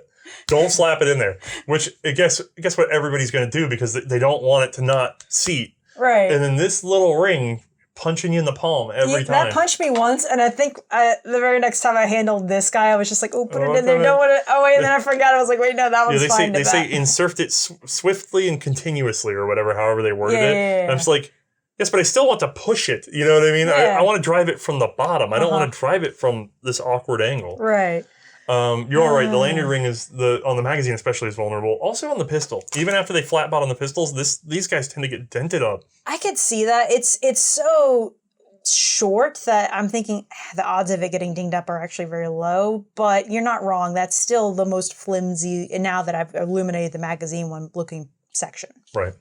All right, so we've talked about all the feel. We talked about your faith in it just on first blush. Mm-hmm. What happens when you point the thing? What happens when it's time to rock and roll? Well, actually, let me start from this point. So essentially, I haven't racked my slide. Let's say I've got hammer down. I need to prep it. Okay. So you'd load your magazine. Although let's get that out of there so that I can actually it's gonna lock open. Right. It's a bit stiff. Don't get me wrong, but I feel like I'm mostly just fighting the hammer on that because just the hammer out of the way, it's actually not bad. Can't believe you rode that slide forward. You're gonna get a jam. The serrations on here are so aggressive that even in the swampy airs of Charleston, and I mean swampy airs of Charleston. The air is swampy. It feels like the ground is also swampy. I didn't really lose my grip at any point, essentially, because even with my hands being as slick and sweaty as they were, these just are so solid. Now, we saw Colt add those serrations earlier on one of the trials pistols. They are, of course, raked in a very specific way to give very good purchase. They're little triangles that are facing so that when you pull back, super good. You can push forward on them and have almost no traction. Oh, yeah. There's nothing going forward practically. Yeah. I mean, that's fine. That's good. That's not the way it's supposed to go. Those serrations are very interesting, too, because people kind of discount them. They're just like, yeah, serrations. Mm-hmm. No. That appeared here. Well, not on this gun, but on the, I believe it was the 1905. I'm stretching my memory now. But they appeared in sequence with the Colt developments. They originally started as just flat serrations like everybody else. Mm-hmm. But no, these are solid. I love them. And then actually, lining up my sides. Actually, hold on. This was something I'm pointing out. Doesn't matter. As long as I'm pointing, I know I can tell it. It's actually pretty good. It feels like this is a pretty solid point shooter. Right. I really feel like on this one, whenever I set it up out there, I don't really have to take extra time to align my sights. They're pretty spot on. You know what else was a really good pointer? The Luger was, I will say, I think it's because, and it happens with it every time. I'm watching you use your other hand almost like a teacup to steer it out of habit. Well, no. It's more just, I was just holding it there in general. That didn't really have anything to do with it. I was just taking a second to try to line it up. But every time I've noticed, I think it's because the barrel, all the weight's so much back here that the barrel itself feels a little too light, so it kind of feels like I have to steer the barrel into place. Yeah, you almost have no kinesthetic feedback. Right. There's nothing telling you where the barrel is on the Luger. Also, the rake is more aggressive. Yes, it is. Generally, I'm in an okay area with it, but I'm not aligned not as naturally as I am with the 1911. So you feel like this is a little faster on target? Yeah, it's definitely faster. Okay. And then once you're up, what are your sights like? So they are smaller than I anticipated, but they're still tall for the time. Okay. And they're a little finer than I guess I expected. Okay. But they're still really good. They're still really clear because it's a solid U-notch with a half moon front. Okay. So, yeah, they read clear. The rear sight's pretty broad. Yeah. It's a little shallow, but not terrible. No. To me, the big thing is to keep in mind that the doctrine at the time was point shooting and hip fire at immediate ranges. Right. So those sights are not designed to be used at immediate ranges. Those No. are supposed to be 30 yards to 50 yards or what, somewhere in that longer range space. Mm-hmm. Basically, wherever you think you couldn't confidently just be like, gotcha, then that's when the sights come into play. Mm-hmm. And so they're finer, which we Mhm. see consistently across automatics and even revolvers in that period. Right. I understand that offends modern sensibilities. We shoot with two hands on our pistols these days. This thing was exclusively designed as a one-handed pistol. Mm-hmm. So same idea. It is a product of its time. So are those sights. Yep. Yeah, pretty much. And then, okay, so wait, we got as far as lining up the sights. Yeah, Now you get to from pull the there it's trigger. actually pulling the trigger, yeah. Let me actually just go ahead and drop that mag out of habit. Got a little fly at me. Okay, so pulling the trigger. There's a little bit of a take up, and then all of a sudden I hit a sheer cliff wall. And it doesn't really feel, it's not super heavy, and there's not a lot of travel to it. And then once I clear it, it's pretty much clear. Now there is some heft to it, don't get me wrong, but it's not insanely heavy, I guess. But it is very disappointingly abrupt. Yes. I would say it's like the one downside of these pre-A1 1911s. Mm-hmm. And I know people at home have their own 1911s. First of all, most of you probably have A1 style 1911s. Even if the backstrap's that way, usually the shorter trigger's preferred a lot of times. Mm-hmm. A lot of people like the longer trigger, the A. We're going to have a whole episode on the A1s. Oh, the short answer is, yeah. in my experience with surplused firearms that haven't been monkeyed with, it has been my experience that the pre-A1s, the original 1911s, Mm-hmm. have what you describe, a short take-up, a very vertical cliff. It's not heavy, but when you snap over it, you snap. It's intentional, yes. You snap over it. Yes. It's Whereas very clicky. the A1s that came out of World War II and got used a lot more too post-war. It's like more take up and a little squish. Yeah, there's a little more take-up. They have a squishy feeling to them, and then they just sort of bleh, and they A go. little bit of squish. Yeah. Yeah. So This one's just very positive. I agree with you. And then, of course, the reason you dropped that magazine. Yeah. I was holding it this whole time just so I could feel it, the reset. Ooh, Oh, audible and positive. I like it. How long? Not very long. Yeah. Not very long. Pretty good. Yeah. Solid. You can get pretty fast with one of these things. Oh, yeah, you definitely could. I could see that. And then this one in general performs so well on range. Now, of course, you didn't get very fast with it. No, I am still the one that's taking my time with it, trying to really get the feel for it so I can give everybody a good perspective. We also cripple her. We do. Because in C&Rsenal terms, just so you know, because we get complaints about this all the time, about how we don't run the guns hard enough. Well, no duh. It's not even that. We don't tactically shoot the firearm. So May doesn't death grip or drive or otherwise monkey with her hand holding on the And grip. I have this other hand that's just Sitting there. flaccid and in the wind. Yeah. So she holds, for these pistols, we're going to hold one-handed as it would have been at the time. And the other thing that is very important to remember is we're talking about the World War, the Right. first one. They didn't get a lot of pistol training. A lot of it was really wild stuff where they told you, like, I see stuff in Europe where they're just like, yeah, you just want to be here. And as you extend the pistol, when you get to the end of your elbow, you squeeze the trigger. Mm-hmm. And then that way when somebody comes around the trench, you just throw the bullet at it. Literally, I've seen training films of this. There's Right. no audio, but Or you then can the hip see fire what with they're- it, where there's like, no, just pull it out and fire. Oh, all the way through World War II, hip fire training. Hip fire, hip fire. So, again, it's important to understand they didn't use the same recoil mitigation training that we do. They didn't train as hard for follow-up shots. They just sort of let it rock. Right. We're not quite doing that either. We're kind of just letting May use a neutral, comfortable hold to herself that she tries to apply to every handgun. So that way, when we shoot this 1900, let's say, and we got some footage, Yep. and then we shoot the 1911, we have some footage, you can kind of see, because she's held with the same weight and the same heft and the same grip mostly, Yep. you can see what the gun is providing in terms of recoil very naturally. Right. Which I understand if she were just guerrillaing it and just doing this. The problem is you're not going to see a lot of difference between the recoil of this and that because she's going to be gamifying how to get the most out of the gun. Yep. There are plenty of guys that shoot 1911 tactically. You can get that information wherever you want. We're just letting the gun do its thing for the most part, not willy-nilly over your head, but just casual shooting, and then we see what the gun does compared to other guns. And that's sort of the premise of the show, because all of our episodes are designed for you to be able to one-to-one compare the pieces. So I'm sorry, I just know that being a 1911, we're going to get all sorts of complaints about it. I'm sure. But that's why we do it. And then recoil. But you didn't give me, I was going to say, give me your opinion on the recoil. It is stout, I will say. There is significant... Did you notice it? A little bit, just a touch. But, you know, it was to be expected with the cartridge, I guess. So it wasn't surprising, but it wasn't unsurmountable either. No. How confident are you that if you hit with the first round, that guy's going to be hurting pretty bad? Oh, yeah, no, I'm pretty sure 1 round down. How confident are you to quickly get 3 rounds on target? Well, I guess if I was running it harder, I could see it being but easier. Compared to a 9mm? No, the 9mm would be faster. Compared to even like the Luger? Luger might be faster, yeah. That's the problem. The 3rd round out of the Luger is going to do a little bit better than the 3rd round of the 1911 on even training, which is almost none, let's say. There is an art to shooting a 1911 quickly. Right. That is a powerhouse of a cartridge. It is. So... But I think that's kind of everything. Would you conceal carry one today? If I could. If you could fit it? Yeah, if I could hide it, I would.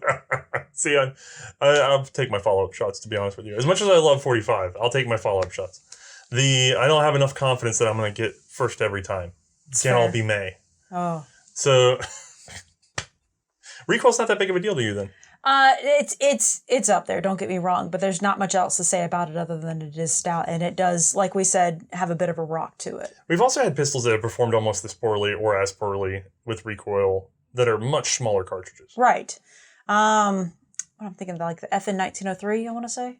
Yeah, that's a blowback with a much smaller cartridge. That thing was awful. Yeah, it was pretty bad. Not so much overhead though, just more like wrestling a snake. Right. And we've just seen like the C96 when you're shooting it freehand. If it's its native cartridge, yeah, it does okay. 9mm is not that bad because of the weight of the gun, but you're still getting a lot of flip just because of how incredibly high that bore axis is. Yeah. And for its era, the 1911 has extremely low bore axis. Oh yeah, that's pretty dang good. Right.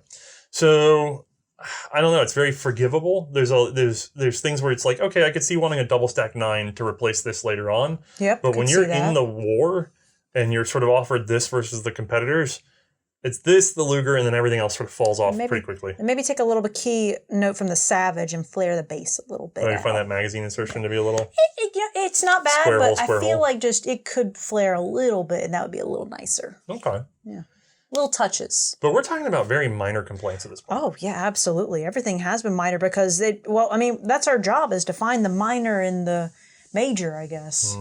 So in the context of World War I, would you be comfortable with this as your sidearm in a fight? I can't see myself being uncomfortable with it, is the thing. This is a fairly significant, modernized, solid cartridge pistol of World War I, and like a decent round count. I can't really see this being a bad thing to take in. Okay. To me, it's absolutely confidence inspiring. Yeah, it really is. I suspect there's a reason why you see photos of 1911s very easily in warfare. When you never see photos. It's actually kind of hard to trudge through for a photo of a Ruby or a photo of, Rostengosser revolver or something like that. The soldiers didn't tend to be like, look what I got. Yeah. U.S. guys are like, bro, look at this handgun. Yeah, look at my rubies. Yeah, like, dude, look at this. Take a photo of this thing. It's great. Like, you could tell they love their sidearms. They wave them around. The love for the 1911 is also spread across the era. It's also so honking huge that it's just that holster, man. Right. It just sticks out. You identify it like nothing. But it's like picking out Reich's revolvers out of photos. It's like Reich's revolver. I think it's so massive. The one thing I do want to sell, though, before we get too far gone into this, is that the 1911 is a product of its time. And we still manufacture them. They're still very common. There's people watching the show that bought one this week. You know what I mean? It's very, very common in the modern market. Parts, accessories everywhere. Yep. So we constantly compare it to the modern handgun. That's really, really unfair to the 1911, because the 1911 is an evolution of Browning's locking system with a lot of sensibilities from the Luger into one very good service sidearm. Okay? Right. We've been talking about comparing it to the Luger this whole time. Now, its most comparable competitor to me would have been the one that it went up against in the British trials. Okay. We happen to have one here. Hooray, the Webley self-loader. Automatic. You kind of like this one. I did, and I still do. Oh, the enthusiasm's polished off. No, I did, and I still do, because this just looks like a kid drew a gun. Yeah, rectangle gun. Draw a rectangle cylinder. Now, I bring it out for several reasons. I'll point out one in a moment, some of you already know. But just in terms of ergonomics, shooting, and handling, who do you choose between the 1911 and a gun that was adopted a year later in Britain? Well, the grip rake on this guy is uncomfortably straight. Square. Yeah, and then the like I was talking before about the grip safety, this one's just awkward and doesn't settle well. Cock the hammer one-handed. Yeah, I know, right? Oh, Don't you want to? No. You can't reach it easily at all. And then, I don't know, it just, nothing about this really feels ergonomically all that Slide release great. is in a great spot. I mean, it is. It's right there with at the top of the mag. Now, drop your magazine. Oh, God, I forgot about that. Yeah, it's got the heel release. And then, oh, look, it's got a 2-position mag. So if you get snagged on the first position, you can be like, no, why is my mag coming out? Oh, no. So you would pick that over the 1911? No. Okay. So I'm no good. 4.55 centimeter. These three guns, by the way, I think of as being the primary firearms to influence the modern world. Okay. Because you have the slide lock and tilting barrel of the slide operation and tilting barrel lock of the 1911. Mm-hmm. You have the ergonomics of the Luger in terms of all the one-handedness, in terms of putting your safety, mag release, all that stuff where you can reach it. Sure. And then on the Webley, a lot of people discount this. To my knowledge, the Webley is the originator of having the barrel extension lock into the ejection port of the slide, which is... Say that 5 times fast. Yes, I know that sounds like a lot to take in, but most pistols today are Browning systems Mm-hmm. that lock in the ejection port like the Webley and have Luger-esque descended controls. And so I think of these three, which would be John Moses Browning. You'd have Borchardt was really the originator of a lot of the ideas on the Luger, and then refined by Luger. And then you have a man named Whiting who is behind this pistol. And that tends to be like the big... This is the trinity of modern handguns in terms of what affects the world. I think the poor Webley doesn't get enough credit for its one big contribution. Now, these aside, hold on to your 1911. Okay. Now let's talk about other early autoloaders, because the 1911 is the end of a long path to me. It's the first modern handgun. Why are you pushing all the guns away? Oh, no, we're going to do this. Okay. Let's go with the first practical adopted military automatic. The C96. Yes. Okay. Well, why are you going to stripper clip loading with me on Okay, this stripper one? clip loading, magazine forward, very high bore axis. And hella awkward broom handle grip. Okay, better carbine than a pistol. Yes, actually, Let's get it little really bit is a better further forward carbine. in time. Hold on. How about hey. We've got fairly one-handed controls. You know what? Magazine in the grip. That's locked, pretty good. Locked breech. A grip safety, Grip at, safety the at the front. But, come on. Give it to me. This is really modern. I mean, weaker cartridge, though.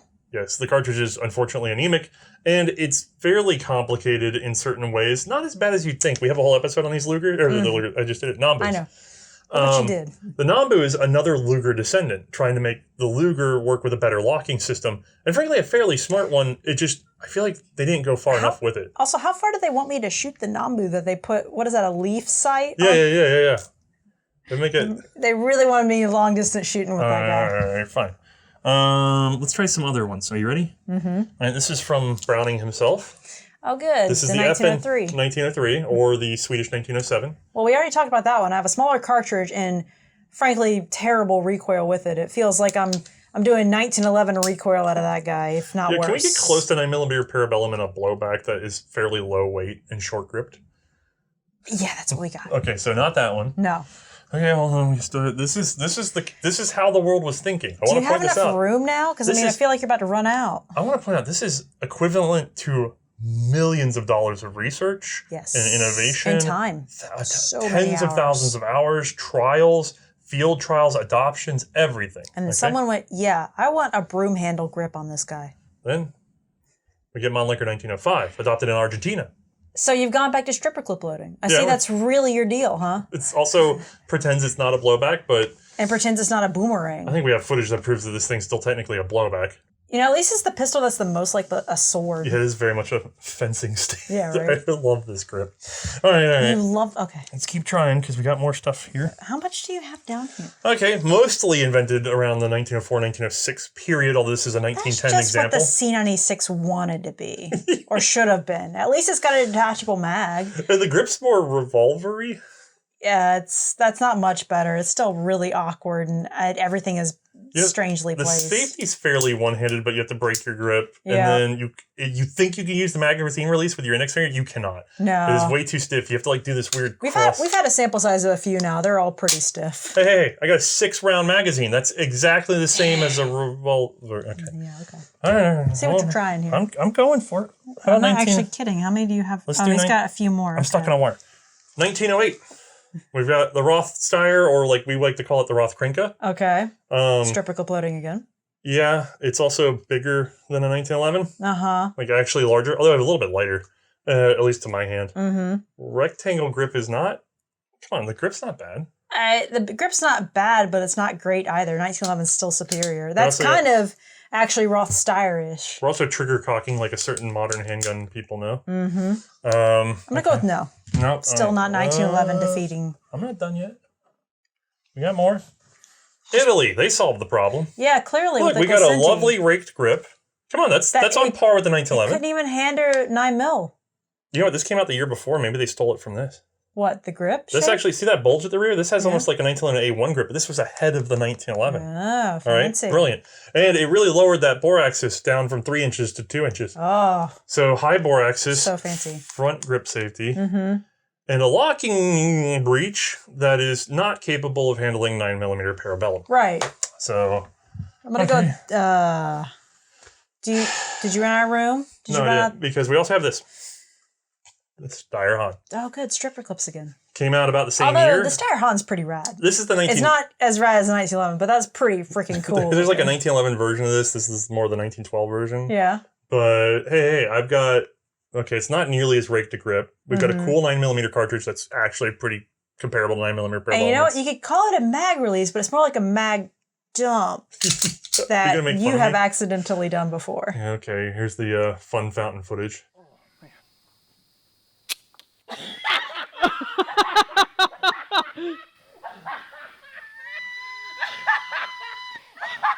Yeah, small problem. Mm-hmm.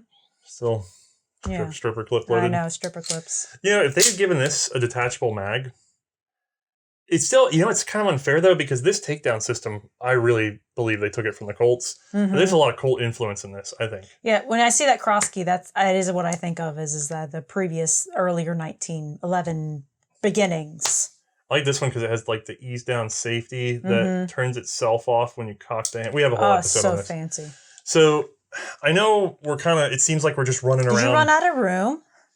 There are other pistols, but they're mostly 32s, and we're like Frommer Stop's a lock breech, but still 32. Yeah. Then there's a bunch of blowbacks like the FN 1900. We were the all 32 channel for a little bit there. These are what you would consider Marshall handguns. A couple of them are still blowbacks, but they were blowbacks that were testing the limits because they were using whatever cartridge. Yeah. So this is sort of what the 19... Yeah, you want to give me some space over there? A little bit. This is what the 1911 was up against. And I think if you watch these videos that we have on all these pistols, you start to understand why people love the 1911 so much. Now we're just sorting handguns on I kind of like it because it's a little... Soothing. It feels good. Yeah. Oh, look, they fit.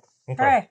So looking at all this, and including, I didn't bring it out because it came after the 1911 distinctly, which would be like the Campoguito, which is a blowback 9mm Largo that is shaped like a chocolate bar. Yeah, and we have the 1913-16, but it's a lot like the 1913. Yeah. There's a reason why this stands out. There's a reason why this is produced 100 years later. Yep. And it has to do with getting the job done, where many of these don't get all the jobs done. Right. And then even the ones here on the table that do get the same jobs done, this does it more efficiently. Yes. Fewer parts, fewer pins, combination parts. It is put together like an MC Escher drawing. The engineering is sublime. Yes. So I know a lot of you like to make fun of me for bringing out the hate on certain firearms that are beloved. Lee Enfield. But in this case, the 1911 earned its reputation. Yeah. In its era, it's earned its love. By World War II, you can make an argument it was getting a little long in the tooth. And that's going to be a whole separate episode because it's World War II and beyond that we start to see We'll get to double-stack World War nines. II someday. Right. But realistically, the 1911 is it for handguns. Can you think of one that you prefer on this table? In terms of use and if I were to use it in the war, I can't really. I mean, there are certain ones that I have personal love for. Like I love the Roth Steyr. Like I think, or Steyr Hahn. Yeah, Steyr Hahn. Yeah, Steyr. We got so Steyr. Yeah, that's good. I love the Steyr Hahn personally. I love the feel of it. But I remember even when I shot that one, I went, God, this just feels like a not as good 1911. Yeah. That was the thing, is that my brain was already 1911 was a gun that I had handled earlier on in the series, just personally. So even I back then was still comparing it to it in my head. No, I agree. I agree with me. There's nothing on this table that I would take over top of that in combat. And then let's go further out. All the blowback 32s. Is there any blowback 32 you take over that? Even your beloved Savage? It's great that I have 10 rounds of the Savage. That one is pretty good. In terms of concealment, it's better for me. But this is a I don't war. think, I think this is still going to be more critical as the man-stopping power of the 45. Right. There's only very limited cases in which I would consider something other than the 1911, and that would be stocked pistols. Yes. If I were artillery and I were concerned about I didn't have access to a rifle or carbine at all, there are some elements in which I go, I can get 10 rounds of a fairly powerful cartridge in a C96, and it's terrible as a handgun, but it's pretty good as a carbine. And the same with the Luger. Yep. You can get a lot of damage done with like an LP08 Luger. That's really about it in terms of competing with the 1911. I agree. So... But they're no longer just a pistol, they're a carbine. Yeah, it's true. Although, I've heard whispers of a carbine version of 1911 that was extremely rare during the war. We'll find out about that later, I assume. It's widely talked about, and we have an episode in which I'll address this coming up. However, it is not proven, at least as far as I have not laid hands on primary source documents. I've heard repeated stories, but there's a difference between a repeated story and a primary source document under my eye. Right. And for something as big of a story as that, I would like to see it. You know what I mean? agree. Okay, with all that resolved, Yep. do you have any final comments on the 1911 as a pistol? You know, I'm really grateful we waited as long as we did to shoot the 1911 because I got to really test out a lot of different semi-automatics from the war. And I think if we'd done the 1911 earlier on, I wouldn't have appreciated it then as much as I do now for its development. I think I just wouldn't have understood just how far ahead it was of its competition. Yeah, there's a term for this that I can never quite remember, which is that when you set the mold, you become boring. You become the middle ground. People go, everything else I that's might that have... boring thing. And you go, well, yes, because it was so innovative that it defined the genre. Everything else I might have done, I might have just thought too little of it or not appreciated enough for what it was as I was progressing through the series too, because I would have thought too much on the 1911 or my experience with that. But no, instead, I got to have a breadth of tests to kind of experience. And when I finally got here, I'm like, oh, yeah, this is amazing. Well, with that final thought, we need to have some thanks because this whole 1911 series wouldn't have been possible without my friend Sven. Yes. From Manticore Arms. He helped us 1900 through 1907-09. Yes, which is an extremely big help. Yeah. We managed to fire our way through all of those. We managed to actually show you guys the development of this pistol.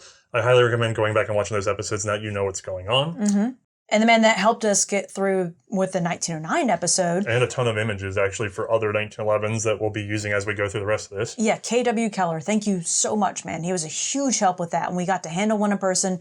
You even took it apart. He took it apart further so that we could do an animation with it. That's insane. That man has the most impressive personal 1911 development collection I have ever seen. Oh, yeah, hands down. It was so bad he had never seen the show. I know. At all. Until he was told about us by Lock, Stock, and Barrel. Yes, they were the ones that hooked us up with them. The California-based auctioneers who, if that made you flinch for a minute, don't worry. You should really, really go watch our audio-only podcast in which I interviewed them about establishing their business and the why and how of what they do. Yes. I've been extremely impressed to work with these gentlemen. They absolutely made this series possible. And huge shout-out, huge thanks. And I'm just going to say this again. They pick stuff up. I don't know why nobody knows that, but they pick up. I don't want to go into too much detail. They pick up. Anyway. That's really cool. We also have our executive producers. And these are the guys that directly help fund this episode specifically. So we have our bud Paul T and SLC. Thank you so much, man. We also have a Brad Howard, and again, they're directly helping this episode. Thank you. And also Tom Batha. Man, we really do appreciate it. These guys are helping to make this direct episode possible. These lovely gentlemen have recognized the fact that, frankly, we are a very small show, a very small team who's working, well, continuous over time. Yes, and because they directly supported this episode in its making, if you're ever curious about it, how they got to be the executive producers, pop us a message and let us know if you're interested in it as well. Yes, or at the regular level of $1 to $5 a month, there's Patreon and Player. We have our patrons-only podcast that explains what we're doing, how we're doing it. And for the guys that are at the $5 level, we have a monthly scan of a historical document. These can be catalogs, manuals, who knows what else. And make them look all pretty. Yeah, they're very high res. They're very nice. All right, well, with that covered, thank you all again for tuning in. Thank you. Hope you enjoyed it. Hope you learned something. And we hope you still enjoy 1911s, because this is one of many. Yeah, you better want more 1911, because we're not done yet. All 1911. Go. Bye.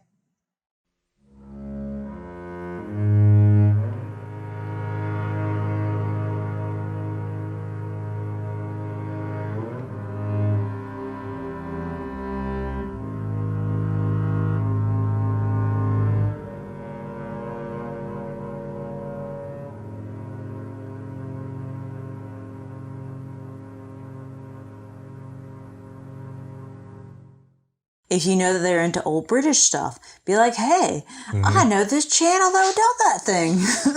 If you're having a hard time telling someone where to look, because C&Rsenal is very difficult to spell. It is. We registered a new domain. We did. We managed to get oldgunshow.com. All one word.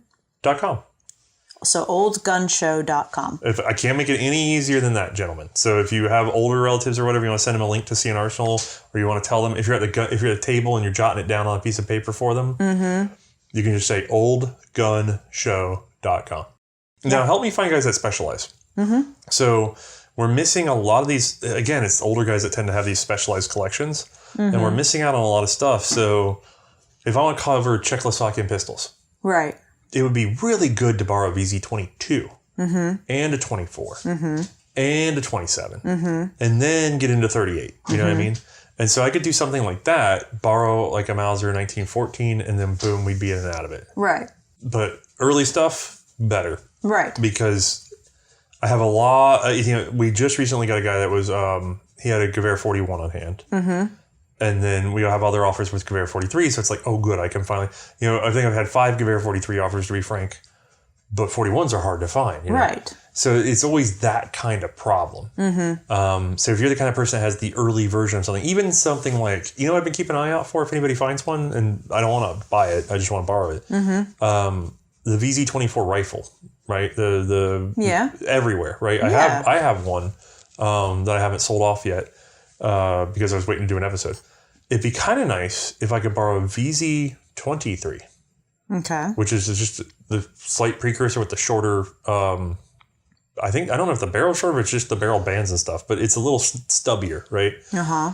Little things like that you might not think to tell me about. Tell me about them. Put them in my inbox. So your email? Yeah, my email. This barrel link, which attaches the barrel to the frame, causes the rear of the barrel to lower, eventually freeing it from the grooves in the slide. The barrel is then halted as the slide is free to travel on rearward on its own, ejecting the spent case and picking up the next round on its return. Once the breech face meets the rear of the barrel, it's driven forward, and the link helps shove it back.